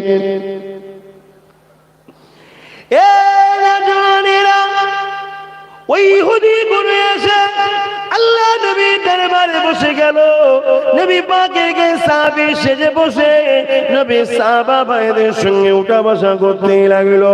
তারা এমন করে, এমন দিনও আছে নবী পাককে বলেছেন, ইয়া রাসূলুল্লাহ, ইয়া হাবিবাল্লাহ, আপনার কেউ সাহাবাকে আমাদের সঙ্গে পাঠান, যারা মক্কার দিন থেকে আপনার কাছে দিন শিখছে, আমরা আমাদের এলাকায় নিয়ে যাব, তাদের দ্বারা দিনের প্রচার করাবো। আল্লাহ নবী তাদের সঙ্গে সাহাবাদেরকেও ছেড়েছিল। তারা রাস্তায় নিয়ে গিয়ে ওই নবীর প্রিয় সাহাবাগুলোকে শহীদ পর্যন্ত করে দিয়েছে। এ যুবকেরা, তরুণেরা, তথাপি ইসলামকে তারা রুখে রাখতে পারেনি। তাই তাদের জন্য সব থেকে উত্তম ব্যবস্থা হলো এই মুনাফিক প্রকল্প। কেননা তারা যুগে যুগে দেখেছে মুসলমানদের মধ্যে একটা জিনিস আছে, ওই পাওয়ারটা পরমাণু বোমার থেকেও পাওয়ার। ওই পাওয়ার যাদের মধ্যে আছে, তারা যখন বলে আল্লাহ পরমাণু বোমা তো পড়েছে যেন ফেটে না যায়, বোমও চেক করার পরও ফাটে না। যেটা হলো কারমন করে ইরাকের জমিনে হযরত গাউস পাক চলে যাবার পরও ইমানের পাওয়ার দেখিয়েছিলেন। বাগদাদের জমিনে কত বোমে রকেট পড়েছে, একটাও কিন্তু ফেটে যায়নি। যুবকেরা, ইমানের পাওয়ার এমন একটা পাওয়ার এই হিন্দুস্তানের জমিনে একজন মাত্র এসেছিলেন, যিনার নাম হলো মঈনুদ্দিন আজমিরি, খাজা গরিবে নওয়াজ। ইমানের পাওয়ারে জালিম সন্ত্রাস পৃথ্বীরাজের মোকাবেলা হয়েছিল। ওই মোকাবেলায় এক মঈনুদ্দিনের কাছে জালিম পরাজিত হতে বাধ্য হয়েছিল। শুধু পরাজিত হয়েছে তা নয়, একটা, দুটো, তিনটে, চারটে, পাঁচটা নয়, 1 লাখ, 2 লাখ, 3 লাখ, 10 লাখ, 20 লাখ নয়, 90 লক্ষ জালিমের দলের লোকেরা গরিবে নওয়াজের হাতে হাত দিয়ে শান্তি, সভ্যতা, ইনসাফ, এক আল্লাহর দাসত্ব মেনে নিয়েছে। আরো জোরে বলুন সুবহান। আমার আলোচনায় অসুবিধা হচ্ছে আপনাদের? কেন আপনারা জানবেন না ভারতবর্ষে ইসলাম এলো কি করে? কেন বাপ আদম আলাইহিস সালাম ভারতে নেমেছিলেন ঠিকই, বাপের সন্তান আমরা, কিন্তু কোন নবী রসুল এই ভারতে দ্বীনের প্রচার করেনি। এই ভারতে ইসলাম এসেছে আমার রসুল পাক সাল্লাল্লাহু আলাইহি ওয়াসাল্লামের পরে ফারুকে আজমের দ্বারা। হযরত কি বলে কেরলেতে কিছু মানুষ ব্যবসার জন্য এসেছিল, তারা দ্বীনের কথা মানুষকে শুনিয়েছিল। কিন্তু এই ভারতের মানুষ দ্বীন ইসলাম পেয়েছে একজন পীর মাশায়েখ ওলির দ্বারা, তিনি হলেন সুলতানে হিন্দ গরিবে নওয়াজের দ্বারা। জোরে বলুন সুবহানাল্লাহ। আজ আমাদের বাচ্চারা পীর ওলিদেরকে ছেড়ে দিচ্ছে, শুনছেন না শোনেন? তবে হ্যাঁ, আবার একটা মুনাফিকরা প্রকল্প বার করেছে, পীরের সুরাতে শয়তান বার করেছে। পীরের সুরাতে শয়তান। পীর তো কখনো শয়তান হয় না, পীরকে যে শয়তান বলবে সে সবচেয়ে বড় শয়তান। কেন? আল্লাহর কোরআনে পীরের আরবি হলো মুর্শিদ, ওলিয়া মুর্শিদা, কথা বুঝে আসছে। কিন্তু পীরেদের ঘরে অপমান করার জন্য যেমন একদল লোকেরা মুসলমান দেখলেই বলে সন্ত্রাস। কেন বলে? তারা নিজেরাই একদল লোককে কোর্টে গিয়ে নাম এফিডেভিট করিয়ে মুসলমান নাম রেখে সন্ত্রাসী করাচ্ছে। যখন দুটো দাড়িওয়ালা টুপিওয়ালা সন্ত্রাস ধরা পড়ে তখন তারা মিডিয়ায় বলে মুসলমান মানেই সন্ত্রাস। এইটা বলতে তখনই পারবে যখন দু চারটে দাড়িওয়ালা মুসলিম নামওয়ালা সন্ত্রাস দেখানো যাবে। তাই তারা পীর মানে শয়তান তখন বলতে পারবে যখন দু চারটে পীর দাবিদার নামাজ পড়বে না, গাঁজা খাবে, ভণ্ডামি করবে, মেয়েলি লালাপা করবে, তখনই বলতে পারবে। তাই মুনাফিকরাই নতুন একটা প্রকল্প তৈরি করেছে। সেই প্রকল্প হলো পীরের সুরাতে ভণ্ড শয়তান। যারা গাঁজা খায়, মেয়েদের মতো চুল রাখে, নামাজ নেই, তসবিহ নেই, কোরআন নেই, না দরুদ নেই, ও নবীর কথা নেই, আল্লাহর কথা নেই, তারা হলো ভণ্ড বদমাইশ। কথা বুঝে আসছে? কিন্তু এই ভণ্ড বদমাইশ থাকার জন্য আপনি কি মুর্শিদ ছেড়ে দেবেন? মুর্শিদের ফার্সি হলো পীর। কথা বুঝে আসছে? গরিবের নওয়াজের দ্বারা এই ভারতবর্ষে ইসলাম এসেছে। বুঝার চেষ্টা করেন আমি আপনাদেরকে কি বুঝাতে চাইছি। এত লড়াই করার পরও পৃথ্বীরাজ চৌহান জাদুকর জয়পালকে নিয়ে এসে আগুন বর্ষণ করতে লেগেছে গরিবে নওয়াজের দিকে, তথাপিও পারল না। পাহাড়ের উপর থেকে বিশাল বড় পাহাড়ের চাং গড়িয়ে দিয়েছে, তথাপিও গরিবে নওয়াজকে পারল না। গরিবে নওয়াজ নিজের খরমকে বলেছিল, যা ওই যে জাদুকর জয়পাল চলে যাচ্ছ কেনে বিয়েলিয়ায়। খরম আল্লাহ পাকের কুদরতি ক্ষমতায়, সব ক্ষমতার মালিককে জোরে বলবেন সবাই। শাহাদাত আঙুলটা তুলে বলুন কে, আরো জোরে বলুন কে। পৃথিবীতে তৃতীয় কারো কোনো ক্ষমতা নাই। আব্বাস সিদ্দিক এই যে কথা বলছে এটা আব্বাসের নিজের ক্ষমতা নয়, আল্লাহ দিয়েছে, ব্যবহার করছি আমি। এই যে হাত নাড়াচ্ছি এটা আমার নিজস্ব ক্ষমতা নয়, আল্লাহ পাক দিয়েছেন আমাকে, ব্যবহার করছি আমি। পা দিয়ে চলে চলে আসলাম এটা আমার ক্ষমতা নয়, আল্লাহ দিয়েছে, আমি ব্যবহার করছি। সব ক্ষমতার একমাত্র মালিককে, সেই আল্লাহ গরিবে নওয়াজকে এত ক্ষমতা দিয়েছে, জাবানে যা বলে আল্লাহ সেটাই করিয়ে দেয়। কেননা গরিবে নওয়াজ জাবানে কোনোদিন মিথ্যা বলেনি, গরিবে নওয়াজ জাবানে কোনোদিন গীবত করেনি, গরিবে নওয়াজ জাবানে কোনোদিন বন্ধন লোনের টাকা খায়নি, গরিবে নওয়াজ জাবানে কোনোদিন সুদ খায়নি, আরাম খায়নি, গরিবে নওয়াজ জাবানে কোনোদিন ওই লাইনে দাঁড়িয়ে 500 টাকার ভিক্ষার টাকা খায়নি, গরিবে নওয়াজ জাবানে কোনোদিন বেশরিয়াতি শরাব হারাম কোনো বস্তু খায়নি, গরিবে নওয়াজ জাবানে কোনোদিন কোন জালিমদের কুপুরি সেরে কি স্লোগানও দেয়নি, গরিবে নওয়াজের জবানে কোনোদিন অপবিত্র হয়নি। এই পবিত্র জবান যার, কথা থাকে তার, মুখ থাকে তার, কথা কিন্তু হয় আল্লাহ। এই যুবকেরা হাদিসে কুরসির মধ্যে আল্লাহ জানিয়ে দিলে যারা আমার মাহবুব হয়ে যায়, হাত তাদের থেকে ধরি আমি, পা তাদের থেকে চলি আমি, মুখ তাদের থেকে কথা বলি আমি, কান তাদের থেকে শুনি আমি। শুনে রেখে দেন এতটা আল্লাহ ইসকে ফানা হয়ে যায় তারা। তাই গরিবে নওয়াজ বলেছিল, যা খরম ধরে লিয়া ওকে। জুতা মারতে মারতে জাদুঘর জয়পালকে না বিয়ানা হলো। জাদুঘর জয়পাল সর্বপ্রথম গরিবের নওয়াজের হাতে হাত দিয়ে ভারতবাসী হিসাবে ইমানের নূরের কলেমা পড়ে সভ্য শান্তি ইনসাফের ছায়া তলে এসে গেল। তার আগে 39 জন এসেছিল, ওটা কিন্তু রাস্তাতে আস্তে আস্তে হয়েছিল। ভুল আবার বুঝবেন না, কেন এক ধরনের পড়েছেন আর আমি এক ধরনের বলছি, গন্ডগোল হয়ে যাবে।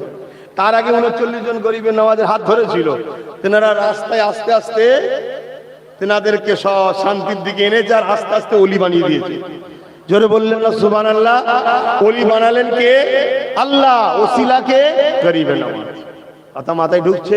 তাহলে সবকিছুর মালিক কে? এই জায়গাটায় কারো আপত্তি আছে? তাহলে শিরক করলাম কোথায়? কথা মাথায় ঢুকছে? কিছু মানুষ তখন সেরেকের যেন কি বলে ডিলারশিপ নিয়েছে, এটা সেরেক, ওটা সেরেক, ওটা সেরেক, ওটা সেরেক, এটা সেরেক, ওটা সেরেক কাকে বলে সেটাই বোঝে না। মা বাপের কাছে যদি যে কেউ বলে মা ভাত দাও খেতে, মা পানি দাও, সেরেক নাকি? কেন মায়ের কাছে চাইছেন? কি গো, মায়ের কাছে তো ডাইরেক্ট যে চাইলেন মা আমাকে ভাত দাও খেতে, পানি দাও খেতে, নিজের বিবিকে যে বলো না, কি গো বলো না, বলো নেই আন্না যে বাজাও এরকম করো নাকি? কি বলো গে, কই গো কোথা গেলে, বাজিয়ে যেভাবে ডাকে, খিদে পেয়েছে ভাত দাও, তাড়াতাড়ি ভাত দাও খেতে, খাওয়াবার মালিক কে? তোমার পরিবার। তাহলে কেন চাইলে? সেরেক হলো তো। নাউজুবিল্লাহ, এটা সেরেক নয়। মুমিন যখন কিছু চায় তখন সেরেক হয় না, কারণ মুমিনের অন্তরে এই বিশ্বাসটা আছে দেনেওয়ালা আল্লাহ। এই কথাটা যখন অমুসলিম বলে তখন সেরেক হয়। একটা অমুসলিম যদি কারোর কাছে পানি চাই তাও সেরেক। কেন? ওর অন্তরে আল্লাহ নেই। আর মুমিন যখন কিছু বলে তার অন্তরে আল্লাহ আছে। আপনি যখন ডুবে যাচ্ছিলেন পানিতে কি বলেন? বাঁচাও বাঁচাও বাঁচাও। আরে বাঁচাবার মালিক তো আল্লাহ, আল্লাহকে বলছিস, তুই আমাকে বলছিস কেন? না, মুমিন যখন বলে বাঁচাও, ওই বলাটার মধ্যে শিরক নাই, কারণ মুমিনের বিশ্বাস বাঁচাবার মালিক আল্লাহ, এখানে তোমাকে ওসিলাই করেছে সে। এইটুকু মাথা মোটা কিছু বোঝে না, তারা বড় বড় সব ওয়াজ করতে লেগে যাবে।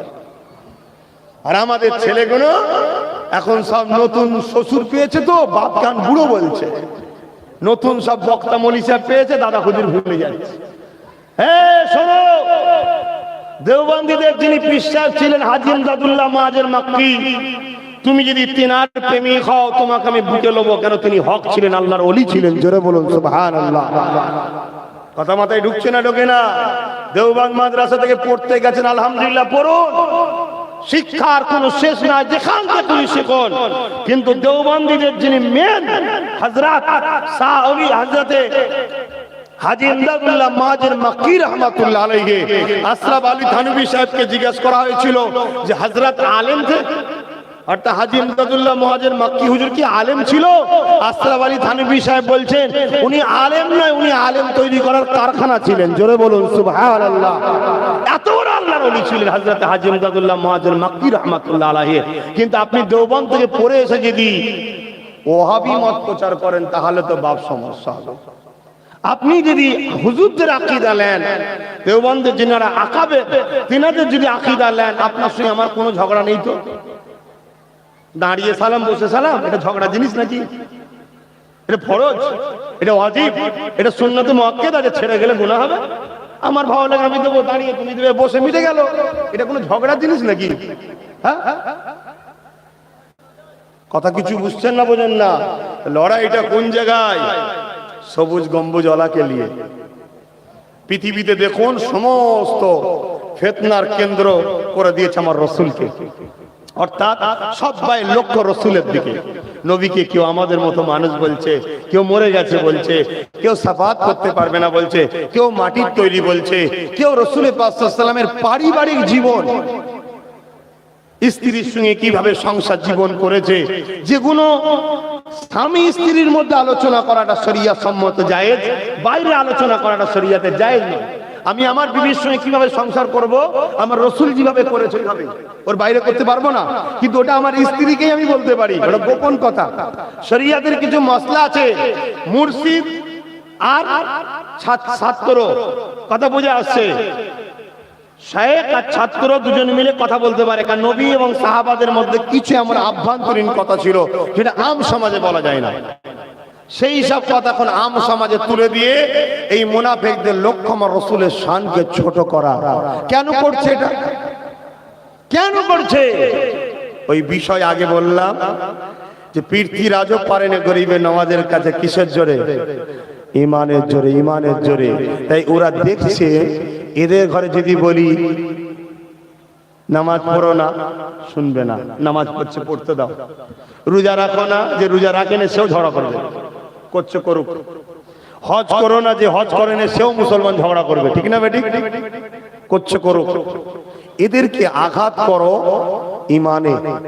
কেন? এগুলো আমল, এটা কম হয়ে গেলেও বিচারের দিন একটা আছে, সেই দিন বিচার হবে, এর আগে কোনো ফয়সালা নাই, এর আগের কোনো ফয়সালা নাই।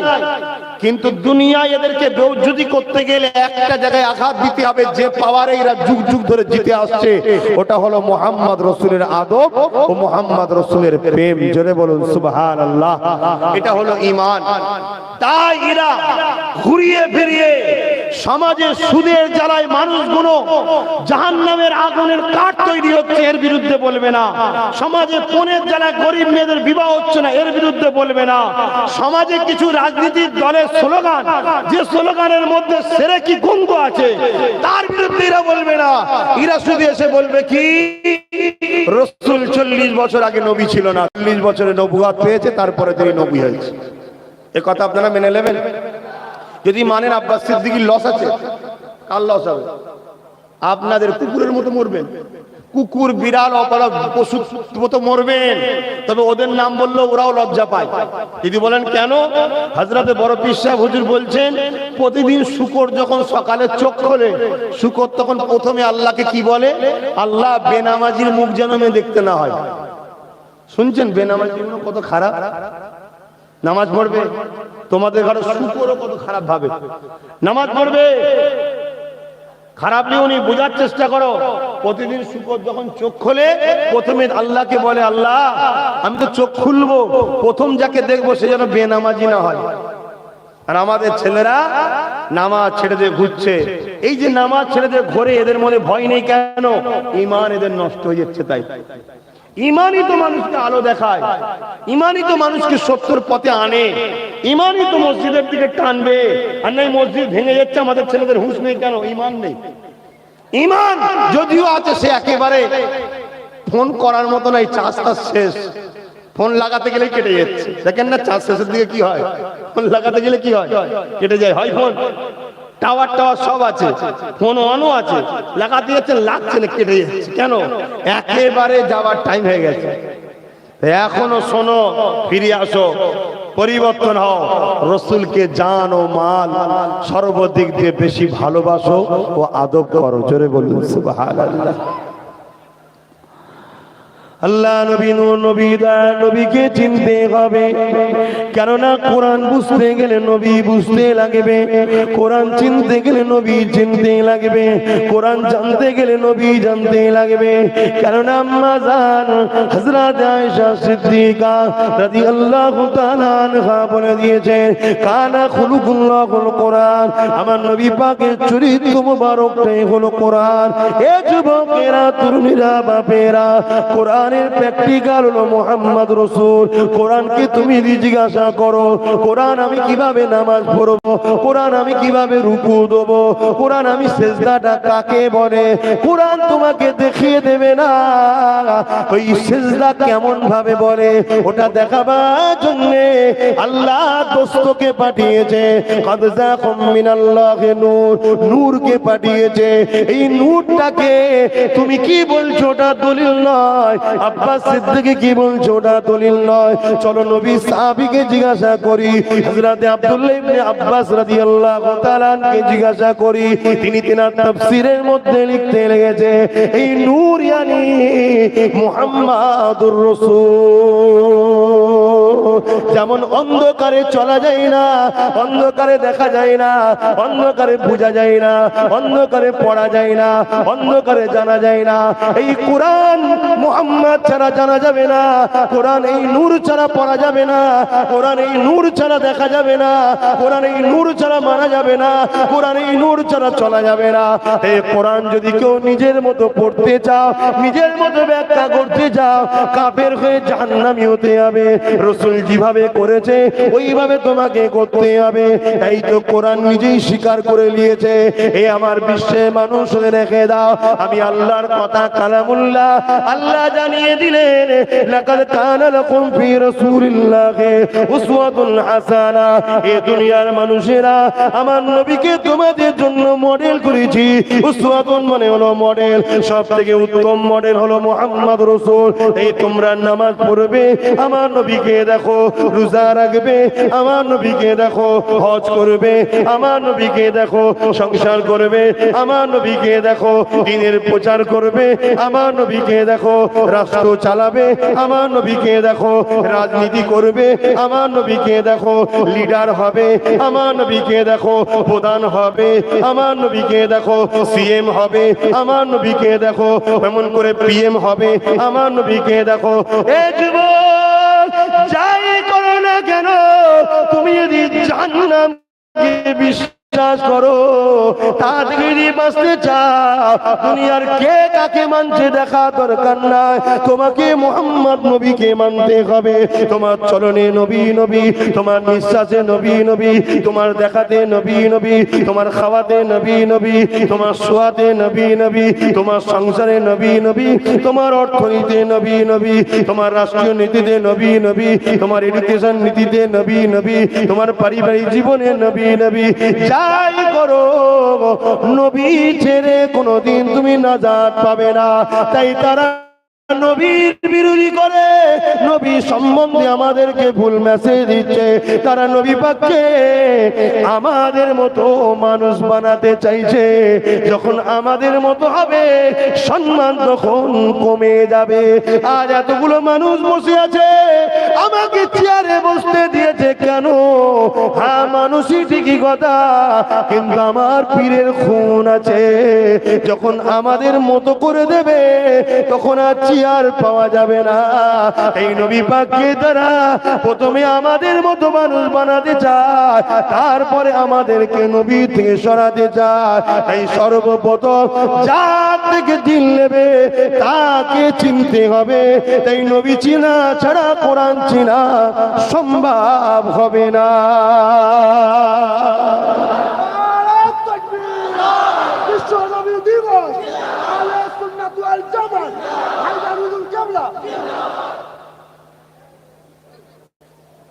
এই বাংলা বা এই দেশে কোন নেতার একটা কুকুর মেরে দাও, কেস হয়ে যাবে। আর দোনো জাহানের সুলতানের নামে কোনো কথা হোক, কেস হবে না। উপরন্তু যারা কেস করতে ওদেরকে টের মার্ক করা হবে, পরে তাকে কেসে জড়ানো হবে। তাহলে এই বাংলা বা এই দেশে যারা হুকুমতের মধ্যে আছে, তারা নবীর পক্ষে না বিরুদ্ধে? জোরে বলুন। এদের পক্ষে থাকাটাও শরিয়াতে হালাল হবে না হারাম হবে, এটা আপনাদের ভাবতে হবে। কথা বুঝছেন না, বুঝেন না? কেন আজ এই বাংলায় কি করে গণতন্ত্রের বিরুদ্ধে কথা হয়, আজ এই ভারতে কি করে সংবিধানের বিরুদ্ধে কথা হয়, আমার রসুলের বিরুদ্ধে প্রকাশ্য বলা হচ্ছে না, হয় না? মাদ্রাসা কোনকে বলা হয় ওর নাকি কি সন্ত্রাস তৈরি হয়, জঙ্গিদের নাকি আঁতুর ঘর। তারা পরে গো সব জঙ্গিগুলো তো দেখি না। তবে আমি একটা মাদ্রাসাতে পড়ে এসেছি, আমি বড় জঙ্গি তাহলে? কথা বুঝছেন না, বোঝেন না? আরে আমার দেশের যুদ্ধ বিমানকে জঙ্গি বিমান বলা হয়, বুঝছেন না, বোঝেন না? কিন্তু ওদের বলার উদ্দেশ্যটা খারাপ, ওদের বলার উদ্দেশ্যটা খারাপ। এই মাদ্রাসাকে বদনাম করতে চাই কেন? এই মাদ্রাসা থেকে ইনসাফ দেওয়া হয়, ন্যায় শিক্ষা দেওয়া হয়, রাষ্ট্রপ্রেমের শিক্ষা দেওয়া হয়, গরিবদের ঘরে ভালোবাসার শিক্ষা দেওয়া হয়। কারো মেরে লিও না, কেটে লিও না, লুটে লিও না, দাঙ্গা করো না, মাতাল হয়েও না, গেঁজাখোর হয়ে না, জেনাখোর হয়েও না, মা বাপকে বৃদ্ধাশ্রমে দিও না, বড়দের সম্মান করো, রাষ্ট্রকে ভালোবাসো, রাষ্ট্রকে বাঁচাবার জন্য জান লাগলে জান, মাল লাগলে মাল দাও, এটা শিক্ষা দেওয়া হয়। তাই যারা মানুষের প্রভু হতে চায়, তারা এই মাদ্রাসাকে কখনো বেঁচিয়ে রাখতে চায় না। কথা বুঝছেন না, বোঝেন না? কিন্তু বুঝার বিষয় হচ্ছে অন্য। এই মাদ্রাসার দুশ্মন নাই, গুটি কতক লোক পড়ছে আমি জানি, কিন্তু তাদেরকে শক্তিশালী তো আমার নবীর উম্মত গুলোই করছে। আবার আমরাই তাদের শক্তিশালী করি। কথা বুঝছেন না, বোঝেন না? মাথা ঢোক কিছু কথা, হ্যাঁ না? একেবারে সাদা মাটা মানুষ, অত বুঝি না হুজুর। হ্যাঁ, কিভাবে খেতে হয় সেটা বোঝে, কিভাবে সংসার করতে হয় সেটা বোঝে, তিনটে চারটে কচি সব বোঝে। আর দিনের বেলায় বলছে হুজুর অত বুঝি না। হ্যাঁ, ঢোকো কবরে, সব আল্লাহ বুঝাবে, খুনি দাঁড়াও না। হুজুররা এসে, মৌলী সাহেবরা এসে এত বুঝাচ্ছে, ভালো লাগছে না কথা না? পরিবর্তন হও, বোঝার চেষ্টা করো। তোমার দিন ইসলামকে মিটাবার জন্য আগেও দুশ্মন ছিল, আজও আছে। আগেকার দুশ্মনরা এক হয়ে ইসলামকে মিটাতো, চেষ্টা করত। আজকের দিনে দুঃখ হলো ইসলামের ঘরের ছেলেরা ইসলামের দুশ্মনদের ঘরে সাহায্য করে ক্ষমতার তক্তাতে বসাচ্ছে। এটা সবচেয়ে বড় দুঃখ। আমাদের ঘরের ছেলেরা ওদেরকে শক্তিশালী করে। এই কথা শুনছেন না শোনেন না? এখনো নিঃশ্বাস চলছে, তওবার দরজা খোলা আছে। ভুল ভ্রান্তি যা হয়েছে তওবা করে ফিরে আসো, ফিরে আসো। তোমাকে আল্লাহ দুটো হাত দিয়েছে, দুটো চোখ দিয়েছে, দুটো পা দিয়েছে, দুটো কান দিয়েছে। কোন সন্ত্রাসের ঝান্ডা, জালিমের ঝান্ডা, বেঈমানের ঝান্ডা, মুনাফিকের ঝান্ডা, গুস্তাখে রাসূলদের ঝান্ডা, মসজিদ মাদ্রাসা দুশমনদের ঝান্ডা ধরে আমার ভাই তোমার ভাই করার জন্য দেয়নি আল্লাহ। তোমাকে দিয়েছে এই মসজিদ মাদ্রাসার ওপরে যদি কোনো ধুলো বালি জালিমদের সন্ত্রাসী হামলা হয় সেগুলোকে তুমি প্রতিরোধ করবে, এর জন্য আল্লাহ তোমাকে দুটো হাত দিয়েছে। জোরে বলুন সুবহানাল্লাহ। শুনছেন না শোনেন না? তোমাকে আল্লাহ যৌবন দিয়েছে, গায়ে তাকত দিয়েছে, কি জন্যে? তোমাকে আল্লাহ অর্থ দিয়েছে, কি জন্যে? তোমাকে আল্লাহ এডুকেশন দিয়েছে, কি জন্যে? আপনাদের অসুবিধা হচ্ছে? দোয়া করে দেবো, একটু বোঝো যুবক। কেননা কুল্লু নাফসিন যায়িকাতুল মউত, প্রতিটা নফসকে মৃত্যুর স্বাদ চাখতে হবে, মওতের জায়গা চাখতে হবে। নফসকে, রূহকে নয়, জানকে নয়, নফসকে। নফস তো তিন ধরনের আছে, একটা ভালো, একটা খারাপ, আর একটা বীজখানে দাঁড়িয়ে আছে। বেটা মুনাফিক টাইপের, যে যখন যেদিকে পাল্লা ভারী হয় সেদিকে পালায়। বুঝছেন তো নাকি? পানি যেদিকে ছাতা সেদিকে ধরে। তিনটে নফস আছে, একটা ভালো, একটা খারাপ, আর বীজখানে একটা আছে। ভালো আর খারাপের লড়াই হয়, লড়াই হয়ে যে দেখতে জিতছে ও মাল সমাজে তার দিকে চলে যায়, যেই চলে যায় ও জিতে যায়। কথা বুঝছেন না? এই যুবকেরা, বুঝার চেষ্টা করেন, জীবনে যত গুনাহ করেছেন কিনা, গুনাহ করে করে যদি মাথাটা হ্যাট হয়ে যায়, তথাপিও মাফের দরজা কিন্তু খোলা আছে। ইসলামের ক্ষতিকারকদের দরজা খোলা নাই। তুমি আমাকে ক্ষমতায় আনলে, আমি ক্ষমতায় এসে আমার পাওয়ার দিয়ে মসজিদে মাদ্রাসায় তালা মেরে দিলাম। আমার ক্ষমতায় এসে বুলডোজার দিয়ে আল্লাহর ঘর মসজিদ ভেঙে দিলাম, মাদ্রাসাকে ভেঙে দিলাম, বা ক্ষমতায় এসে মুসলমানদেরকে জুলুম অত্যাচার করলাম। এর জন্য দোষী কিন্তু তুমিও হবে। হ্যাঁ কি না বলবেন তো? তাহলে আমরা ভুল করছি না ঠিক করছি? হ্যাঁ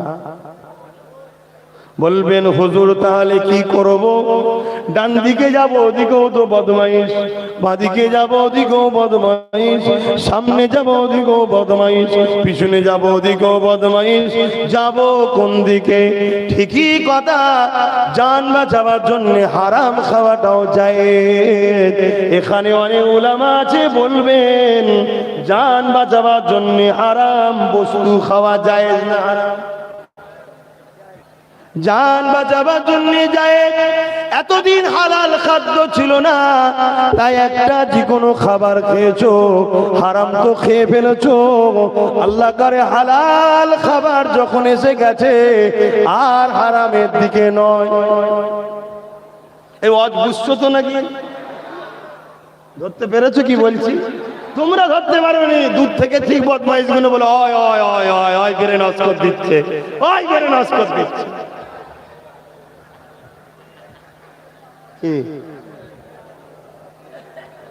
আরে বাবা, পানি যদি না থাকে তায়াম্মুম করা যায়, পানি এসে গেলে আর তায়াম্মুম চলে না।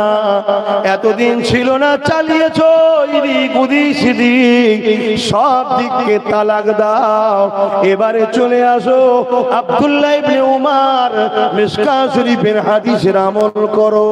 নবী আমার জানিয়ে দিলেন, হে আমার উম্মতেরা, কিয়ামতের সেই দিন পর্যন্ত দুজন কোরাইশ যদি থাকে, একজনের হাতে নেতৃত্ব থাকবে, আমার মাননেওয়ালারা তার নেতৃত্ব মানো। শুনছেন তো নাকি? তরুণেরা আসেন, আবার ফিরে যায় যেদিকে আলোচনা করছিলাম।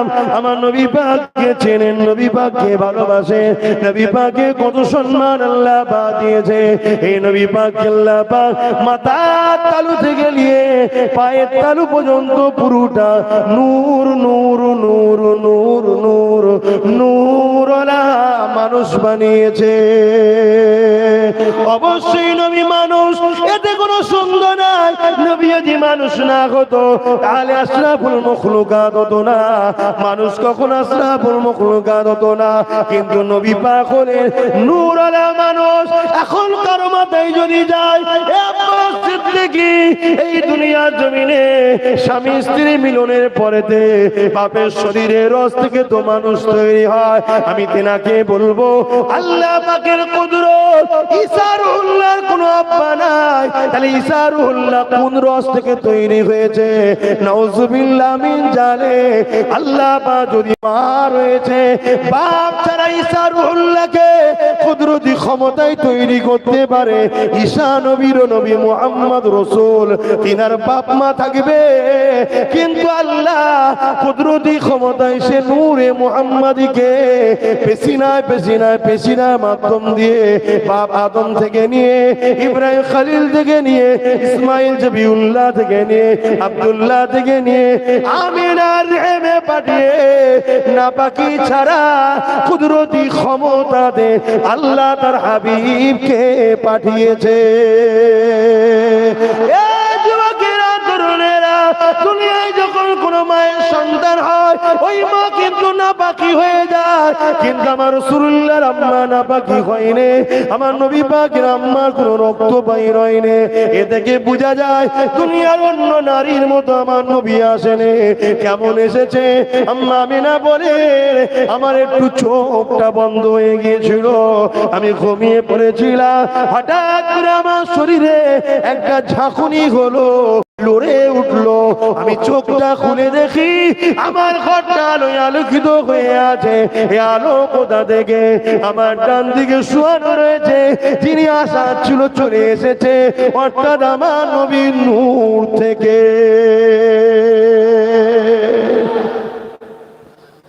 দুনিয়ায় বাচ্চা হলে নবী মায়ের নবীর সঙ্গে থাকে, আমি আমিনার সঙ্গে মুহাম্মাদের নবীর যোগাযোগ ছিল না। শুনছেন না? শুনছেন? আল্লাহ যদি বাপ আদমকে বিনা বাপ মায়ে যদি বানাতে পারে, আল্লাহ যদি মা হাওয়াকে বিনা মায়েতে বাপের পাঁজরের হাড় থেকে বানাতে পারে, সেই আল্লাহ কেন পারবেন না সবার নবীকে, আদমেরও নবী, হাওয়ারও নবী, ঈসা রুহুল্লাহর নবী, আমার আপনার নবী, নবীদের নবী, সুলতানদের সুলতান, দোনো জাহানের সুলতানকে বাপ মা থাকবে। দুনিয়ার মানুষ যাতে চট করে আমার হাবিবকে মানুষ বলে মেনে নিতে পারে না, ঈসা রুহুল্লাহকে খুদার বেটা বলে দিয়েছিল। কেননা ঈসা রুহুল্লাহ বলেছিল কুম বিইজনিল্লাহ, ওটো কবরবাসী, কবরবাসী উঠে পড়েছিল। এমন করে উজাইর আলাইহিস সালামকে ইহুদিরা খুদার বেটা বলে ফেলেছিল। কিছু মুজিজা দেখে আর আমার হাবিব তো এত মুজিজা দেখাবে, তাদের দিকে ইশারা করবে, চাঁদ দু টুকরো হয়ে যাবে, সূর্য ডুবে যাচ্ছিল, ইশারা করবে আবার উঠে পড়বে। আমার হাবিবকে যদি আসমান থেকে ডাইরেক্ট পাঠিয়ে দেওয়া হয়, তাহলে সবাই আমার হাবিবকে খুদার বেটা বলতে দেরি করবে না। এই পদ্ধতিটা বাপ মা রাখি, কিন্তু পাঠাবো আমার কুদরতি ক্ষমতা পাক পবিত্র করে। কারণ আমার হাবিবকে আমি আল্লাহ সব থেকে পবিত্র পাক বানিয়েছি। যুবকেরা তরুণেরা, কিন্তু নবী পাক মানুষ, কিন্তু নবী পাক মানুষ, এই জন্যই নবীর মুখে থুতু রয়েছে, আমাদের মুখেও থুতু রয়েছে। মানুষ এই জন্যই নবী সংসার করেছে, তবে আমাদের সংসার নবীর সংসার এক নয়। নবী মানুষ, এই জন্য নবী পাক তিনি ঘুমিয়েছেন, কিন্তু আমাদের ঘুম নবীর ঘুমে এক নয়। কোন হতভাগা মুনাফিক যদি বলে নবী সংসার করেছে, আমরাও করেছি, মানুষ অবশ্যই মানুষের সংসার থাকবে, আমার তোমার সংসার নবীর সংসার এক নয়। কেননা শুনে রেখে দাও, আমার নবী পাকের স্ত্রীরা জিজ্ঞাসা করেছিলেন, স্ত্রীদেরকে সাহাবারা জিজ্ঞাসা করেছিলেন, এ নবীর পরিবারেরা বলেন তো আমার নবী পাক কেমন করে ব্যবহার করতো আপনাদের সঙ্গে। আল্লাহ নবীর আহলিয়ারা, আমাদের আম্মা জানরা বলেছিলেন, এ নবীর সাহাবারা শোনো, তোমাদের নবী আমাদেরকে রাগ বকা তো দূরের কথা, কোনো দিনের জন্য আমাদের দিকে রাগ করে বড় চোখও দেখাইনে। আরো জোরে বলুন সুবহান। যুবকেরা তরুণেরা, মানুষ তাই নবী ঘুমাবে, কিন্তু আমাদের ঘুমানো রসুলের ঘুমানো এক নয়। আমরা ঘুমালে সব জায়গা ঢিলে হয়ে যায়, লজ্জার কিছু নয়, তাই ঘুম থেকে উঠে উযু করতে হয়। আর নবী পাক যখন ঘুমাতেন, উঠে গিয়ে ইমামতির জায়গায় দাঁড়াতেন, মুক্তাদি আবু বকরের মতো সাহাবী উযু করে আসতো, আমার নবী কিন্তু উযু করতেন না, ইমামতির জায়গায় গিয়ে দাঁড়িয়ে যেতেন। আর বেলালের মতো মানুষ এসে উযু করে দাঁড়াতে, ফারুক আজমের মতো মানুষ উযু করে দাঁড়াতে, কেননা নবী ঘুমালে তেনার উযু করতে লাগে না। আল্লাহ নবী অবশ্যই মানুষ, আমরা মানুষ, কিন্তু দুই মানুষ এক নয়। মানুষ বলেই নবীর মুখে থুতু ছিল, আমাদের মুখেও থুতু রয়েছে। আমাদের মুখে থুতুটা হলো পয়জন, আমাদের মুখে থুতুটা হলো ভাইরাস, আমাদের মুখে থুতুটা হলো দুর্গন্ধ। এই জন্যে কিছুদিন আগে মাস্ক পরিয়ে দিয়েছিল সবাইকে, কেননা ভাইরাস ছড়াচ্ছে নাকি। এ যুবকেরা তরুণেরা, অথচ আবু বকরকে যখন সাপে কামড়েছিল, মাওলা আলীর চোখে যখন বিমার হয়েছিল, আল্লাহ নবী থুতু লাগাবার সাথে সাথে বিষ নেমে যায়, মাওলা আলীর বিমারও শেফা হয়। তরুণেরা, আল্লাহ নবী অবশ্যই মানুষ, আমরা মানুষ, দুই মানুষ কিন্তু এক নয়। আমরা থুতু ফেললে স্লিপচি বাড়িয়ে দেয়, আর নবী পাক যখন থুতু ফেলতেন, সাহাবারা হাত বাড়িয়ে দিতেন, শুধু বাড়িয়ে দিতেন না, রেশারেশি হয়ে যেত, ইয়া রাসূলুল্লাহ আমাকে দেন, আমাকে দেন, আমাকে দেন, আমাকে দেন। যিনি থুতু মুবারকটা পেত, নিজের গায়ে চেহারাতে লাগিয়ে দিত, পুরো শরীরটা কয়েক সপ্তাহ ধরে খুশবু বাহির হতে থাকতো।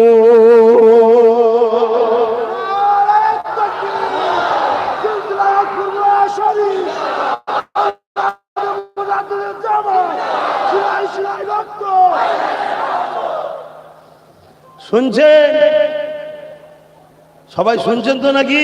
বুঝতে পারছেন মাইকের আওয়াজে? তাহলে নবী পাক বেশাক মানুষ। কেমন? যিনি বানিয়েছেন তিনি জানেন, যিনি বানিয়েছেন তিনি জানেন। আমরা তেনাকে রসুল বলে চিনি, রসুল বলে মানি, রসুল বলে ভালোবাসি, ঠিক না বেঠিক? তবে কোরআন সুন্নাহ থেকে, সাহাবাদের জীবন আদর্শ থেকে, আম্মাজান হুজুরদের জীবনী থেকে পাওয়া গেছে রসুল পাক অন্ধকার ঘরে ঘুরলে ঘরটা আলোয় আলোকিত হয়ে যেত। জোরে বলুন সুবহানাল্লাহ। সেই নবী পাক সাল্লাল্লাহু আলাইহি ওয়াসাল্লামের শানে কেউ গুস্তাখি করলে তার সঙ্গে আত্মীয়তা করা চলবে না, তার সঙ্গে উঠা বসা সম্পর্ক রাখা চলবে না। বিশেষ করে কোরআন শিখবেন কাদের থেকে, হাদিস শিখবেন কাদের থেকে, শরিয়াত শিখবেন কাদের থেকে, একটু ভাবেন। কত বড় বক্তা, কত বড় মাওলানা, কত বড় মুফতি, কত বড় মুহাদ্দিস, আরে বড় আল্লাহর দরবারে নয়, কতটা নবীর বড় প্রেমিক মুহাদ্দিস, এটা ফলো করুন। কতটা বড় নবীর প্রেমিক মুফতি এটা দেখুন, কতটা বড় নবীর প্রেমিক পীর সাহেব দেখুন, কতটা বড় নবীর আশিক নামাজি, কতটা বড় রাসূলের ভালোবাসার উলামা দেখুন। আরে বড় দেখতে গেলে তো ইবলিস তো ফেরেশতাদের পড়াতো, কিন্তু নবীর আশিক ছিল না, তাই তো বাপ আদমকে তাজিমও করলো না। আর ফেরেশতারা বাপ আদমের মধ্যে নূরে মুহাম্মদ রাসূলের নূরকে দেখে দিওয়ানা হয়ে সেজদায় পড়েছিল। জোরে বলুন সুবহানাল্লাহ। ওই সেজদাটা অবশ্য ইবাদতের নয়, ওটা তাজিমি। ওটা কিসের সেজদা? তাজিমি। অন্যান্য নবীর উম্মতদের সময় তাজিমি সেজদা জায়েজ ছিল, কিন্তু আমার নবী 3 দিনে তাজিমি সেজদাকেও তিনি রদ করে দিতে, বাতিল করে দিয়েছে। তাই রুকু পরিমাণও হ্যাঁ খাওয়া উচিত না। যদি বাপ মাকে কদমমসি করেন, রুকু পরিমাণও হ্যাঁ খাওয়া উচিত নয়। বসে যদি পায়ে হাত দিয়ে হাতে কদমমসি করেন, উস্তাদের মুর্শিদের বাপ মার শরীয়তে জায়েজ আছে, কিন্তু রুকু পরিমাণ মাথা যেন হ্যাট না হয়। কেন? আমার নবী দিনেতে সেজদা তাজিমি বলেন, কোন দিকে বলেন, আমার নবী হারাম করে দিয়েছে, রদ করে দিয়েছে, বাতিল করে দিয়েছে। নবীর বাতিল করার ক্ষমতা আছে না? না। বাস, নবী তো শরিয়ত রে বাবা, নবী তো দিন। নবী যা করেছে ওটা ইসলাম, যেটা ছেড়ে দিতে বলেছে ওটা ইসলামের বাইরে। নবীর হ্যাঁ হ্যাঁ, নবীর নাই না। হ্যাঁ বললে জান্নাতি, না বললে জাহান্নামী। কুনতুম খায়রা উম্মাতিন মা আতাকুমুর রাসূল ফাখুযুহু ওয়া মা নাহাকুম আনহু ফান্তাহু। যা আদেশ করেছে মানো, যা নিষেধ করেছে ছাড়ো। আল্লাহ বলছে কোরআনে। নবীর হ্যাঁ হ্যাঁ, নবীর নাই না। হ্যাঁ বললে জান্নাতি, না বললে, নবীর হ্যাঁ যে না বলো জাহান্নামী। কথা বুঝে এসেছে? তাহলে আমরা রাসূলকে চিনবো, রাসূলকে প্রেম করব, আমরা সম্পর্ক রাখবো কাদের সাথে? যারা নবীর পক্ষে। আমরা অবশ্যই আলেমদেরকে ভালোবাসবো, আলেমদের উজুর পানি বয়ে দেবো, আলেমদেরকে ভালো মন্দ করে খাওয়াবো, আলেমদের জুতো বইতে হয় তাও বয়ে দেবো। কেননা আলেমরা হলো নবীর ওয়ারিস। কিয়ামতের দিনে আলেমদের সাথে লাখো কোটি পাপীরা জান্নাতে যাবে। জোরে বলুন সুবহানাল্লাহ। কিন্তু আমরা আলেমের জন্য নবীকে ভালোবাসবো না, নবীর জন্য আলেমকে ভালোবাসবো। যে আলেমের মধ্যে নবীর প্রেম আছে তাকে কাঁধে লবো, যে পীরের মধ্যে নবীর প্রেম আছে তাকে কাঁধে লবো, যে মুফতির মধ্যে নবীর ভালোবাসা আছে কাঁধে লবো, যে হাজীর মধ্যে নবীর ভালোবাসা আছে কাঁধে লবো, যে নামাজীর মধ্যে নবীর প্রেম আছে কাঁধে লবো। আর যার মধ্যে নবীর প্রেম নেই, সে পৃথিবীর বড় ডিগ্রি ওয়ালা মুফতি আলেম হোক না কেন, তার মাথায় জুতোর বাড়ি রেখে স্টেজ থেকে নামাতে মুস্তাফার গোলামরা আগামী দিন বিধবা হবে না। ঠিক না বেটে?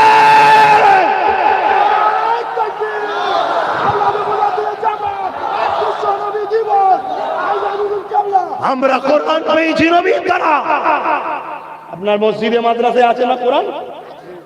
আলিফ লাম মিম সূরা বাকারা, ওটা কি কোরআন? কথা বলুন, ওটা কি কোরআন? বলবেন তো। সূরা ফাতিহা, আরে আপনারা আম মানুষ ছোট ছোট বলতে বলতে পারছেন না। সূরা নাস, সূরা ফালাক, কে বললো কোরআন? কথা বলছে না, পালাবো। কথা বলুন, কে বলেছে কোরআন? আল্লাহ আপনাকে সাথে বলেছে কোরআন? কে বললো আল্লাহ বলেছে? কথা বলতে পারছেন? কথা বলুন, কে বললো? আলহামদুলিল্লাহি রাব্বিল আলামিন আর রহমানির রহিম মালিকি ইয়াউমিদ্দিন ইয়াকা না'বুদু ওয়া ইয়াকা নাস্তাঈন ইহদিনাস সিরাতাল মুস্তাকিম সিরাতাল লাযীনা আন'আমতা আলাইহিম গায়রিল মাগদুবি আলাইহিম ওয়ালাদ-দাল্লিন। আমিন।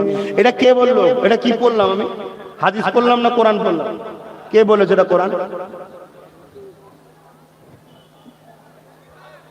এটা বলতে পারছেন না? নবী বলেছে এটা কোরআন। আলিফ লাম মিম যালিকাল কিতাব লা রাইবা ফীহি হুদাল লিল মুত্তাকিন। এটা কি বললাম? বলুন বলুন, এটা কোরআন কে বললো? রাসূল বলেছে।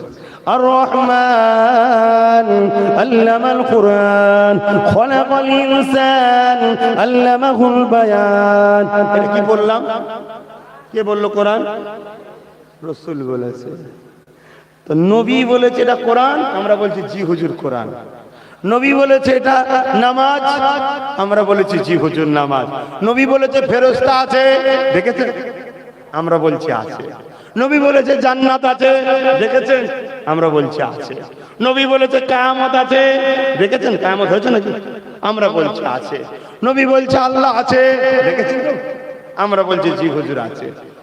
নবী যা বলেছে তাই মেনেছি। নবীর কথাটা কোরআন না হাদিস?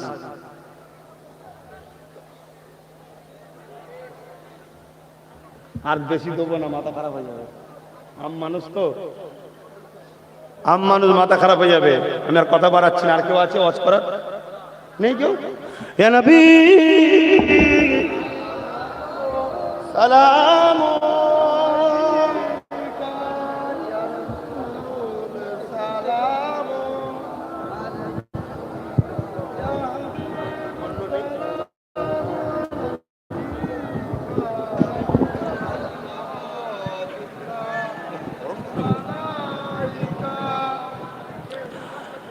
বাপ। এই দাঁড়িয়ে সালাম দেওয়াটা কি? সালাম তো দিতেই হবে, জানেন তো নাকি? সালাম দিতেই হবে বাপ, এটা ভেঙে না যায়। এত লোক উঠছে, ভেঙে না যায়। সালাম দিতেই হবে। কার হুকুম সালাম দেওয়া? আল্লাহর। কার হুকুম? আল্লাহর হুকুম। সল্লু, দরুদ পড়ো, সাল্লিমু, সালাম দাও। কিন্তু এই দাঁড়ানোর ব্যাপারে একটা ইখতিলাফ আছে, নিজেদের মধ্যে একটা মতনৈক্য আছে। কেউ বলে বসে, কেউ বলে দাঁড়িয়ে, তাই তো নাকি? সালাম তো সবাইকে দিতে হবে।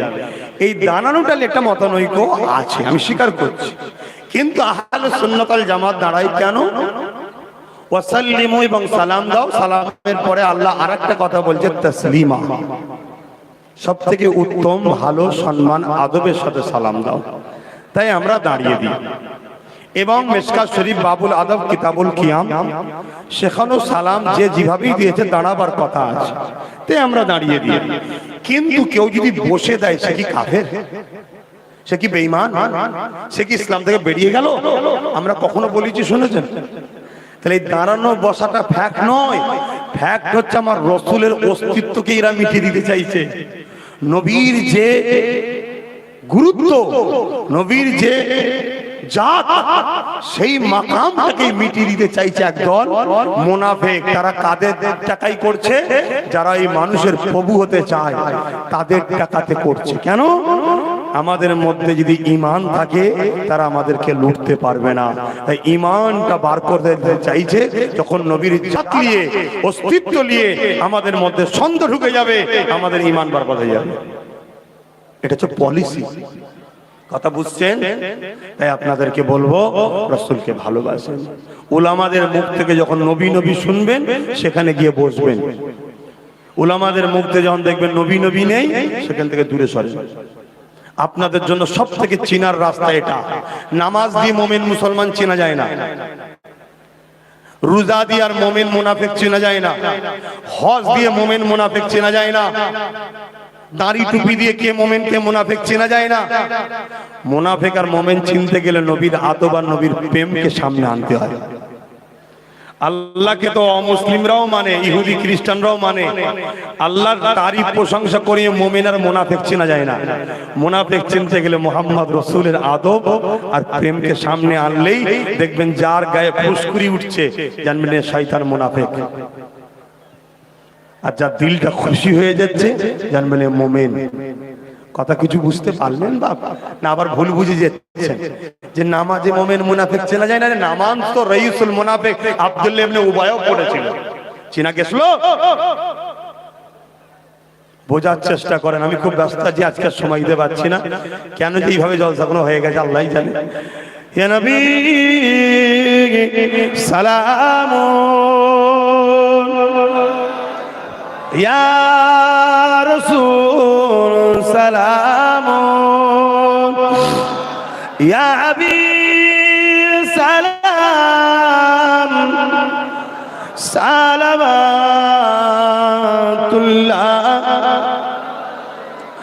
কঠিন হাসরের দিনে কি আছে মোদের কপালে গুনাহগার উম্মাত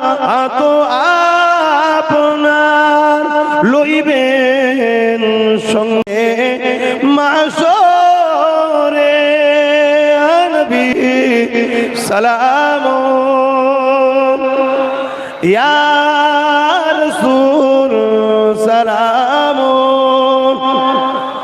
ইয়া হাবিব সালাম সালাওয়াতুল্লাহ। বাপ ভাইরা, এই যে ইয়া নবী বলাতে সিরেক হয়ে যাচ্ছে না তো? কি গো, এরকম ভাবে আমাদের ঘরে ভয় দেখায় ইয়া নবী বললে নাকি সিরেক হয়ে যাবে। যদি কেউ বলে ইয়া নবী বললে সিরেক হবে, তাহলে সাহাবীরা মুশরিক হয়ে যাবে। নাউজুবিল্লাহ। জোরে বলুন। কেন? এক সাহাবী অসুস্থ ছিলেন, আর সাহাবী ভাই বলছে, ভাই আপনি সব থেকে বেশি যাকে ভালোবাসেন তাকে আপনি ডাকুন। ওই সময় সাহাবী বসেছিলেন, উঠে দাঁড়িয়ে বলেছিলেন, ইয়া রাসূলুল্লাহ, ইয়া রাসূলুল্লাহ, ইয়া রাসূলুল্লাহ। বিমারটা সঙ্গে সঙ্গে শেফা হয়ে গিয়েছিল। জোরে বলুন সুবহানাল্লাহ। বিমারটা ভালো করলো কে? আয় আল্লাহ। কিন্তু নবীর নামের ফজিলাতে বরকতে আল্লাহ ভালো করলেন। কথা বুঝে আসছে? ইয়া নবী বললে, ইয়া রাসূল বললে শিরক হয়নি বাপ। না বললে তুমি বরবাদ হবে, এটা সন্দেহ আছে। এই জায়গাটা কিন্তু জানার ব্যাপার আছে। যাক, আমি বিদায় নিচ্ছি, একটু ছোট করে দোয়া করব। সকলে দোয়ায় একটু শরীক হবেন, তাড়াতাড়ি বসে যান, সকলে বসে যান। বিসমিল্লাহ শরীফ, দরুদ শরীফ, সূরা ফাতিহা, ইখলাস শরীফ পড়ুন। রেডি?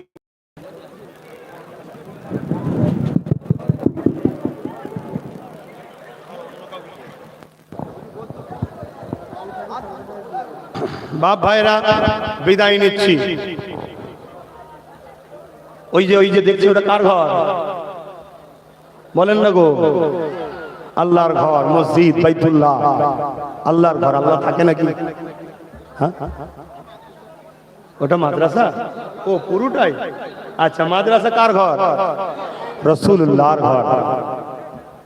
কথা বুঝে আসছে? অর্থাৎ এই ঘরটা এসে রসুল থাকে এমনটা নয়, এই ঘরটাকে রসুল নিজের করে মর্যাদাকে বাড়িয়েছে। জোরে বলুন সুবহানাল্লাহ।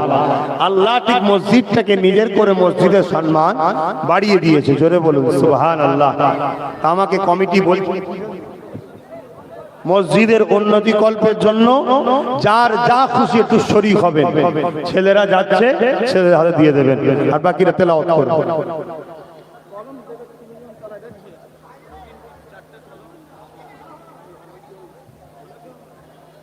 যে যা দেবে লিখুন না, চাঁদা তোলা হুজুর নয়, আমি চাঁদা তুলি না।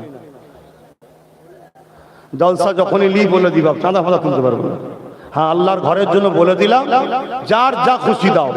কে বাবা রড দেবে, ইট দেবে, পাথর দেবে, কলম দেবে, যে যা দেবেন দেন, দোয়া হবে, দোয়ায় শরীক হয়ে যাবে।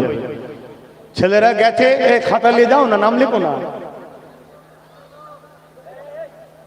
আর এই যে দেখছেন ফটো দিয়েছেন, ফটো কি বলে ব্যানারে, এই যে ফটো দিয়েছেন, আমি বারবার বারণ করছি, এরপরও যদি শোনার পরও কেউ দেন, কিয়ামতের দিন আল্লাহর কাছে জবাব দেবেন। কেউ জানেন না, যদি দিয়ে ফেলেন, আবার মানা করে দিচ্ছি, আমার এই ফটো কোনো ব্যানারে স্টেজে আমার ফটো দেবেন না। যদি দেন, এই জানার পরও কিয়ামতের দিন দাবি দেওয়া রইল, আল্লাহর কাছে জবাব দেবেন। আমরা এই ফটো হওয়া হুজুর নয়। কথা বুঝে আসছে? খবরদার, এই ফটো দেবেন না। না জানায় যদি কেউ দিয়ে থাকে, আল্লাহর রাস্তায় মাফ। কিন্তু জেনে নিবার পরও আবার গাই জোয়ারি করে কেউ যদি দেন, কিয়ামতের দিন আল্লাহর কাছে জবাব দেবেন, দাবি দেওয়া রইল। ইসলামটাকে নিয়ে যা খুশি করলে হবে না। হ্যাঁ, একজন কেউ ক্যান্ডিডেট হয়েছে, যেমন আমার ছোট ভাই রাজনীতি করছে, জানেন তো নাকি? জানেন তো নাকি? আমার ভাই হারাম করছে নাকি? ইসলাম বিরোধী কাজ করছে, সংবিধান বিরোধী কাজ করছে। তাই যারা আমার ভাইয়ের নামে মিথ্যা অপবাদ দিয়ে প্রতিবাদ করবে, তোদের মরণটা কুকুর সোরের মতো হবে, এটা বলে দিয়ে গেলাম। কোন নবী বংশের বাচ্চা। হ্যাঁ, গঠনমূলক প্রতিবাদ করো। রাজনীতি করতে নেবেছো, তুমি একটা দল করো, ও একটা দল করো, গঠনমূলক প্রতিবাদ করো। আমরা এই কাজ করেছি, আমাদেরকে আবার সুযোগ দেন, আমরা এই কাজ করব, আমরা এই কাজ করব। এই গঠনমূলক প্রতিবাদ করো। তুমি মিথ্যা প্রতিবাদ যে একটা নবী বংশের বাচ্চার থেকে এই আম মানুষের কাছে, নবী বংশের উম্মতদের, নবীর উম্মতদের কাছে একটা নবী বংশের বাচ্চার নামে মিথ্যা প্রচার করবে, তোমার মস্তানি দাদাগিরি আল্লাহ কবরে ছোটাবে। শুনছেন না শোনেননি? যদি বলেন নবী বংশের ছেলে তো রাজনীতি করতে এসছে কেন, ওরে হারামখোর, আমার নবীর সুন্নাত হলো রাজনীতি করা। জোরে বলুন সুবহানাল্লাহ। আমার নবী 10 বছর মদিনা চালিয়েছে, কিভাবে রাজনীতি করতে হয় নবী শিখিয়েছে। রাজনীতি মানে হলো দুটো জিনিস, রাষ্ট্র সেবা, রাষ্ট্রবাসীর সেবা। রাষ্ট্রবাসীকে নিরাপদে রাখা, রাজ্যকে নিরাপদে রাখা, এর নাম হলো রাজনীতি। রাজনীতির নামে পয়সা চুরি করা, ডাকাতি করা, চাকরির লোকেদের ধোকা দেওয়া, মানুষকে মিথ্যা কেস দেওয়া, লোকের মাল এসছে ঝেড়ে খাওয়া, পুকুরগুলো বিক্রি করে দেওয়া, গাছ বিক্রি করে দেওয়া, এগুলো রাজনীতির নামে হারাম হারাম হারাম। এগুলো যারা করে জাহান্নামী জাহান্নামী জাহান্নামী। শুনছেন না শোনেন? আর ওদেরকে যারা সাপোর্ট করে, যেমন পাপ করলেও গুনাহ হয়, পাপকে সাপোর্ট করার জন্য গুনাহ, এরাও জাহান্নামে যাবে। ভুল মানুষের হয়, তওবা করো তওবা করো তওবা করো, ভালো রাজনীতি করো, তোমরাও করো, তোমাদেরকেও বলছি তোমরা করো। যে লোকটা দেখবে ভালো লোক, সৎ চরিত্রবান লোক, জনগণের সেবা করতে চায়, মানুষের সেবা করতে চায়, দেশের সেবা করতে চায়, চুরি করতে চায় না, জুলুম করতে চায় না, মিথ্যা কেস করতে চায় না, তোমার যাকে পছন্দ তাকে করো না। এ কথা শুনছেন না শোনেননি?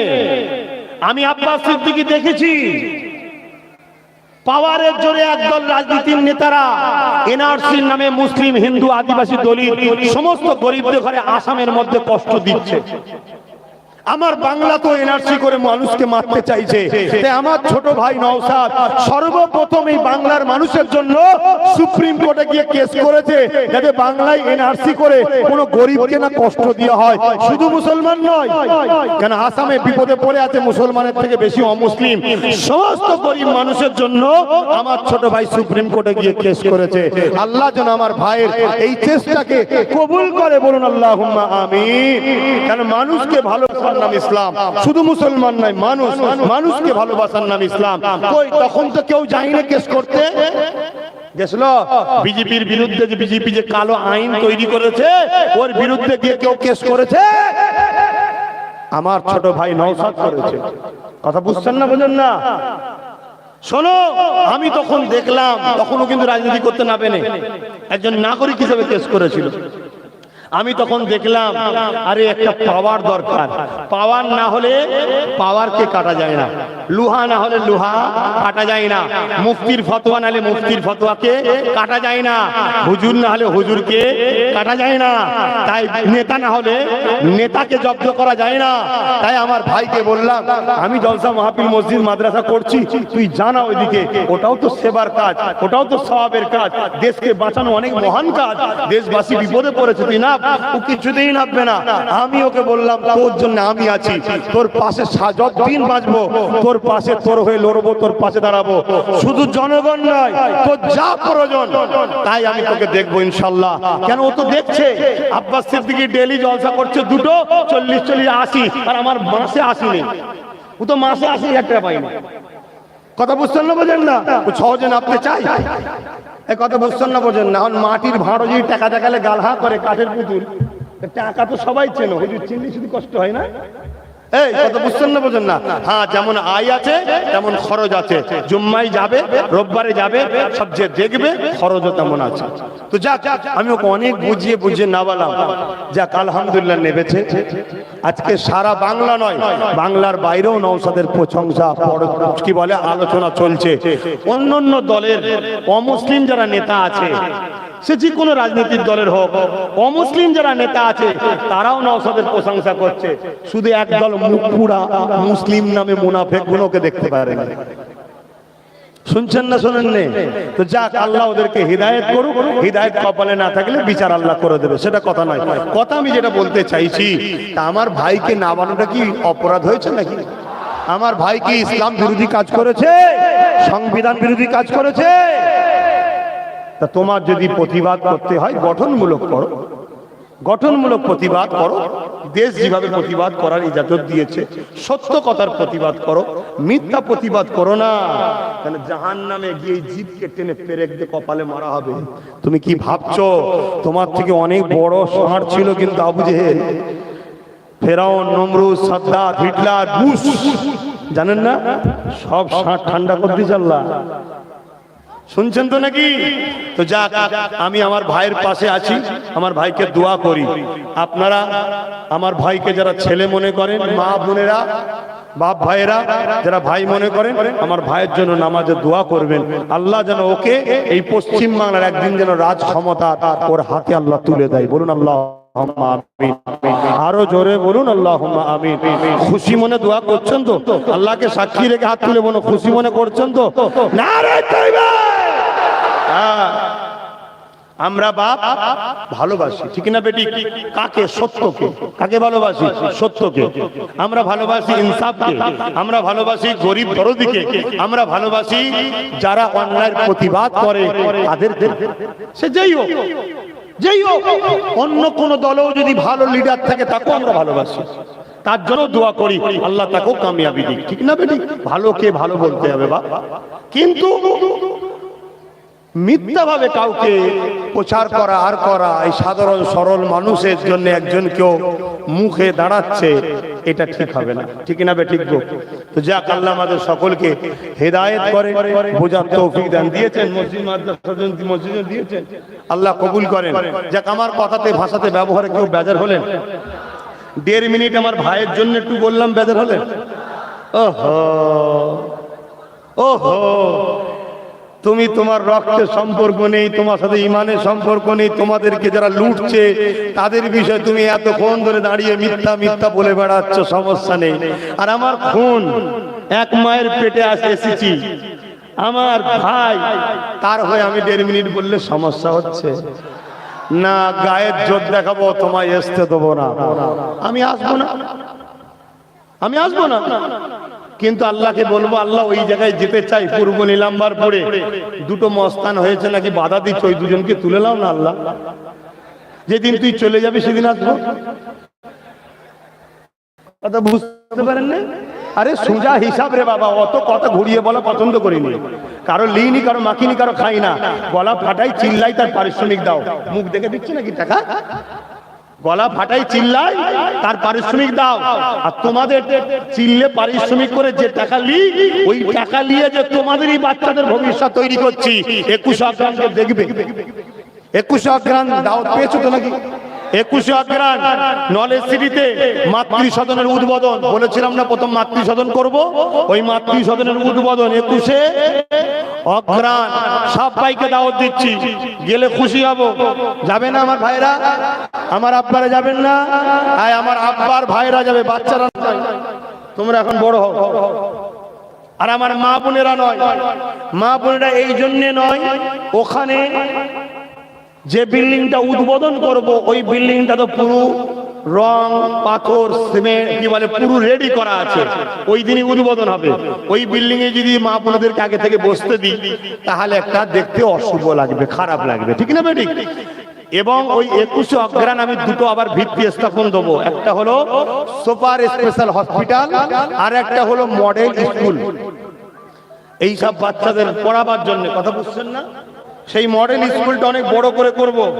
এই মডেল স্কুলটা হয়ে গেলে পরের বার থেকে মা বোনেরা যাবে, ওই স্কুলের গেট খুলে দেবো, তালা খুলে দেবো, বাচ্চা থাকবে না, সমস্ত মা বোনেরা সেখানে বসবে, তখন যাবে। এবছরে আপনারা যাবেন। আর ছোট গাড়ি করে যদি যান, ডাইরেক্ট মাঠে গাড়ি চলে যাবে।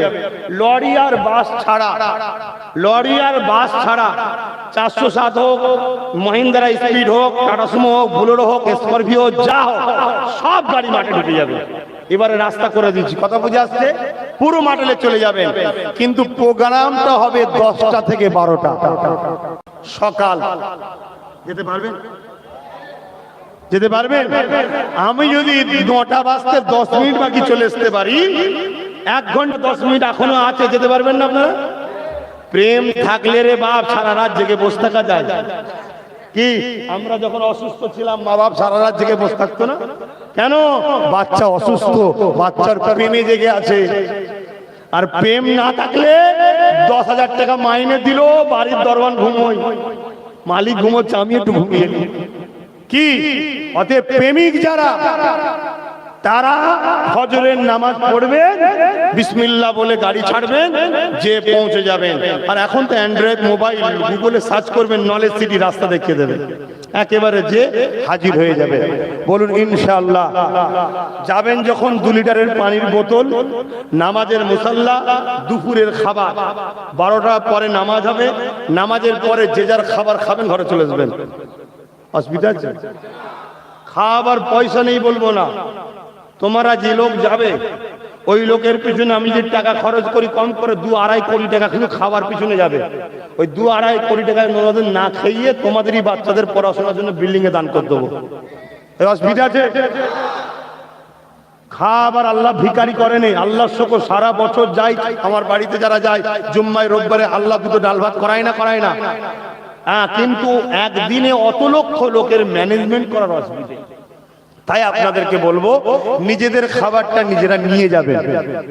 উত্তরবঙ্গ থেকেও আসবে, আপনারাও যাবেন। আর মনে রাখবেন 10টা থেকে 12টা, যদি আরো আগে চলে যান প্রোগ্রাম আগে করে দেবো, কিন্তু 12টায় শেষ করে নামাজ হবে। নামাজের পরে একসাথে লক্ষ লক্ষ লোক নামাজ পড়বো। না জানি ওর মধ্যে কোনো একজন ব্যক্তি যদি আল্লাহ পছন্দ করে, তার খাতিরে আমাদের দোয়াটা কবুল হয়ে যেতে পারে, ঠিক না? এই ঈমান বিশ্বাস আমাদের আছে। এই উলামা হযরত, ইমাম সাহেব হযরত, আলেম হযরত সবাইকে আমভাবে দাওয়াত দিচ্ছি। আর শিক্ষা প্রতিষ্ঠান আর স্বাস্থ্য প্রতিষ্ঠান, এ কোনো সিলসিলা, কোনো দল, কোনো পার্টির, কোনো ধর্মের হয় না, এ মানুষের হয়। তাই আপনি যে সিলসিলারই হন, যে দলেরই হন, আর মুসলিম হন আর অমুসলিম হন, যেই হন, শিক্ষা প্রতিষ্ঠান আর চিকিৎসা এবং মাদ্রাসা অনেক আছে। তাই আমি ওখানে জেনারেল লাইনে শিক্ষিত প্রতিষ্ঠান করছি। ডাক্তার হবে, ইঞ্জিনিয়ার হবে, ল হবে, কি বলে পুলিশ হবে, জজ হবে, ডিএম হবে। Engineering college, law college, medical college, nursing college, junior English medium, senior English medium এবং বাংলা মিডিয়াম, বহুমুখী শিক্ষা প্রতিষ্ঠান এবং চিকিৎসার সুব্যবস্থা। আমার বাচ্চা 2019-এ পেয়েছিলাম মাত্রা, কিন্তু 2.5 বছর লকডাউনে কেটে গেছে। গত রমজানে ঈদের পরে ভিত দিয়েছি, এখনো রোজা আসেনি। এর মধ্যে আলহামদুলিল্লাহ 4তলা বিল্ডিং কমপ্লিট হয়েছে। আপনারা যদি সাথ দেন, আগামীতে আরো হবে ইনশাআল্লাহ। তবে মনে রাখবেন, ওই 4তলা বিল্ডিং হয়েছে, কিন্তু ফাউন্ডেশন 4তলা নয়, 12, 13, 14 তলা পর্যন্ত করা যাবে। এত মজবুত করে করেছি। কেন? একবার করে নিচ্ছি, বারবার তো হবে না। কথা বুঝে আসছে? একটা গেল। দ্বিতীয় নম্বর কথা, ওই যা বিল্ডিং 4তলা দেখছেন, সম্পূর্ণটা 3 ভাগ আপনারাই করেছেন। আমার দাদা হুজুরের ভক্ত মুরিদ, আমার বাংলার ভালোবাসার মানুষ, যারা শিক্ষা ও স্বাস্থ্যকে ভালোবাসে, অন্য দরবার বর্ণ সিলসিলার হলো যে যেমন ভাবে দিয়েছেন, সবার পয়সাতে কিন্তু এটা তৈরি হয়েছে। 3 ভাগ। 1 ভাগ আল্লাহর কোন একজন বান্দা দিয়েছে, বাকি যতদিন সে বাঁচবে ততদিন দেবে ইনশাআল্লাহ। আল্লাহ তাকে দিবার তৌফিক দিক, বলুন আল্লাহুম্মা আমিন। 3 ভাগ আপনারা দিয়েছেন, 1 ভাগ আল্লাহর কোন বান্দা দিয়েছে। আগামী আপনাদের বাচ্চার পড়াশোনার জন্য সে বান্দা দেবে, আগামীতে আপনাদের মা বোনের চিকিৎসার জন্য সে বান্দা 1 ভাগ করে দেবে। যতদিন আল্লাহ তাকে দেবে সে ততদিন দেবে, সে আল্লাহর সঙ্গে অঙ্গীকার হয়েছে সে ততদিন দেবে। কিন্তু আপনাদের কাছে অনুরোধ, আপনারা যাবেন 21-এ, বলেন 21-এ অগ্রহায়ণ, এটা চলছে কার্তিক, আজকে শেষ, কালকে পয়লা অগ্রহায়ণ, আর তার মানে 20 দিন পর আপনারা সকলে যাবেন। আর একটা জিনিস প্রতি বছর নিয়ে যেতে হবে, মনে আছে তো? কি জানো? 100 টাকার একটা ইট, তাই তো নাকি? ওটা নিয়ে যেতে অসুবিধা আছে? গরিব হয়ে যাবেন, ওটা আমাকে দিতে যাচ্ছেন। দান করলে সব হয় না, গুনাহ হয়। নিয়ে যাবেন, আর ইদিক সিদিক নামাবেন না। ইদিক সিদিক নামালে মাঠে আবার নতুন করে বইতে খরচ হয়। ডাইরেক্ট গাড়ি চলে যাবে, মাঠে নিয়ে চলে যাবে। যে যার ইট, যে যার টাকা নিয়ে যে ড্রাম বক্স আছে তাদের দেবেন, মাঠের মধ্যেই থাকবে। আর মাঠে যেখানে গাড়ি থাকবে, সেখানে রাখার জায়গা থাকবে, সেখানে রাখবেন। আমার তো মনে হয় 2 বছর টাকা হয় না, 2টো ইট আর 200 টাকা বাকি আছে। যদি কেউ পারেন নিয়ে যাবেন। এটা ভালোবাসার দাবি রে বাবা, ঝগড়া করছি নাকি? ভালোবাসায় আবদার করা যায় না, যায় না? আবদার আমার কাছে যদি 1 লাখ থাকে আমি 1 লাখের মতো কাজ করব, আমার কাছে যদি 1 কোটি থাকে 1 কোটির কাজ করব, আর আমার কাছে না থাকে আমি কাজ করব কি করে? ঠিক না বেটি? আপনি যতটা আগাবেন আমিও ততটা আগাবো ইনশাআল্লাহ।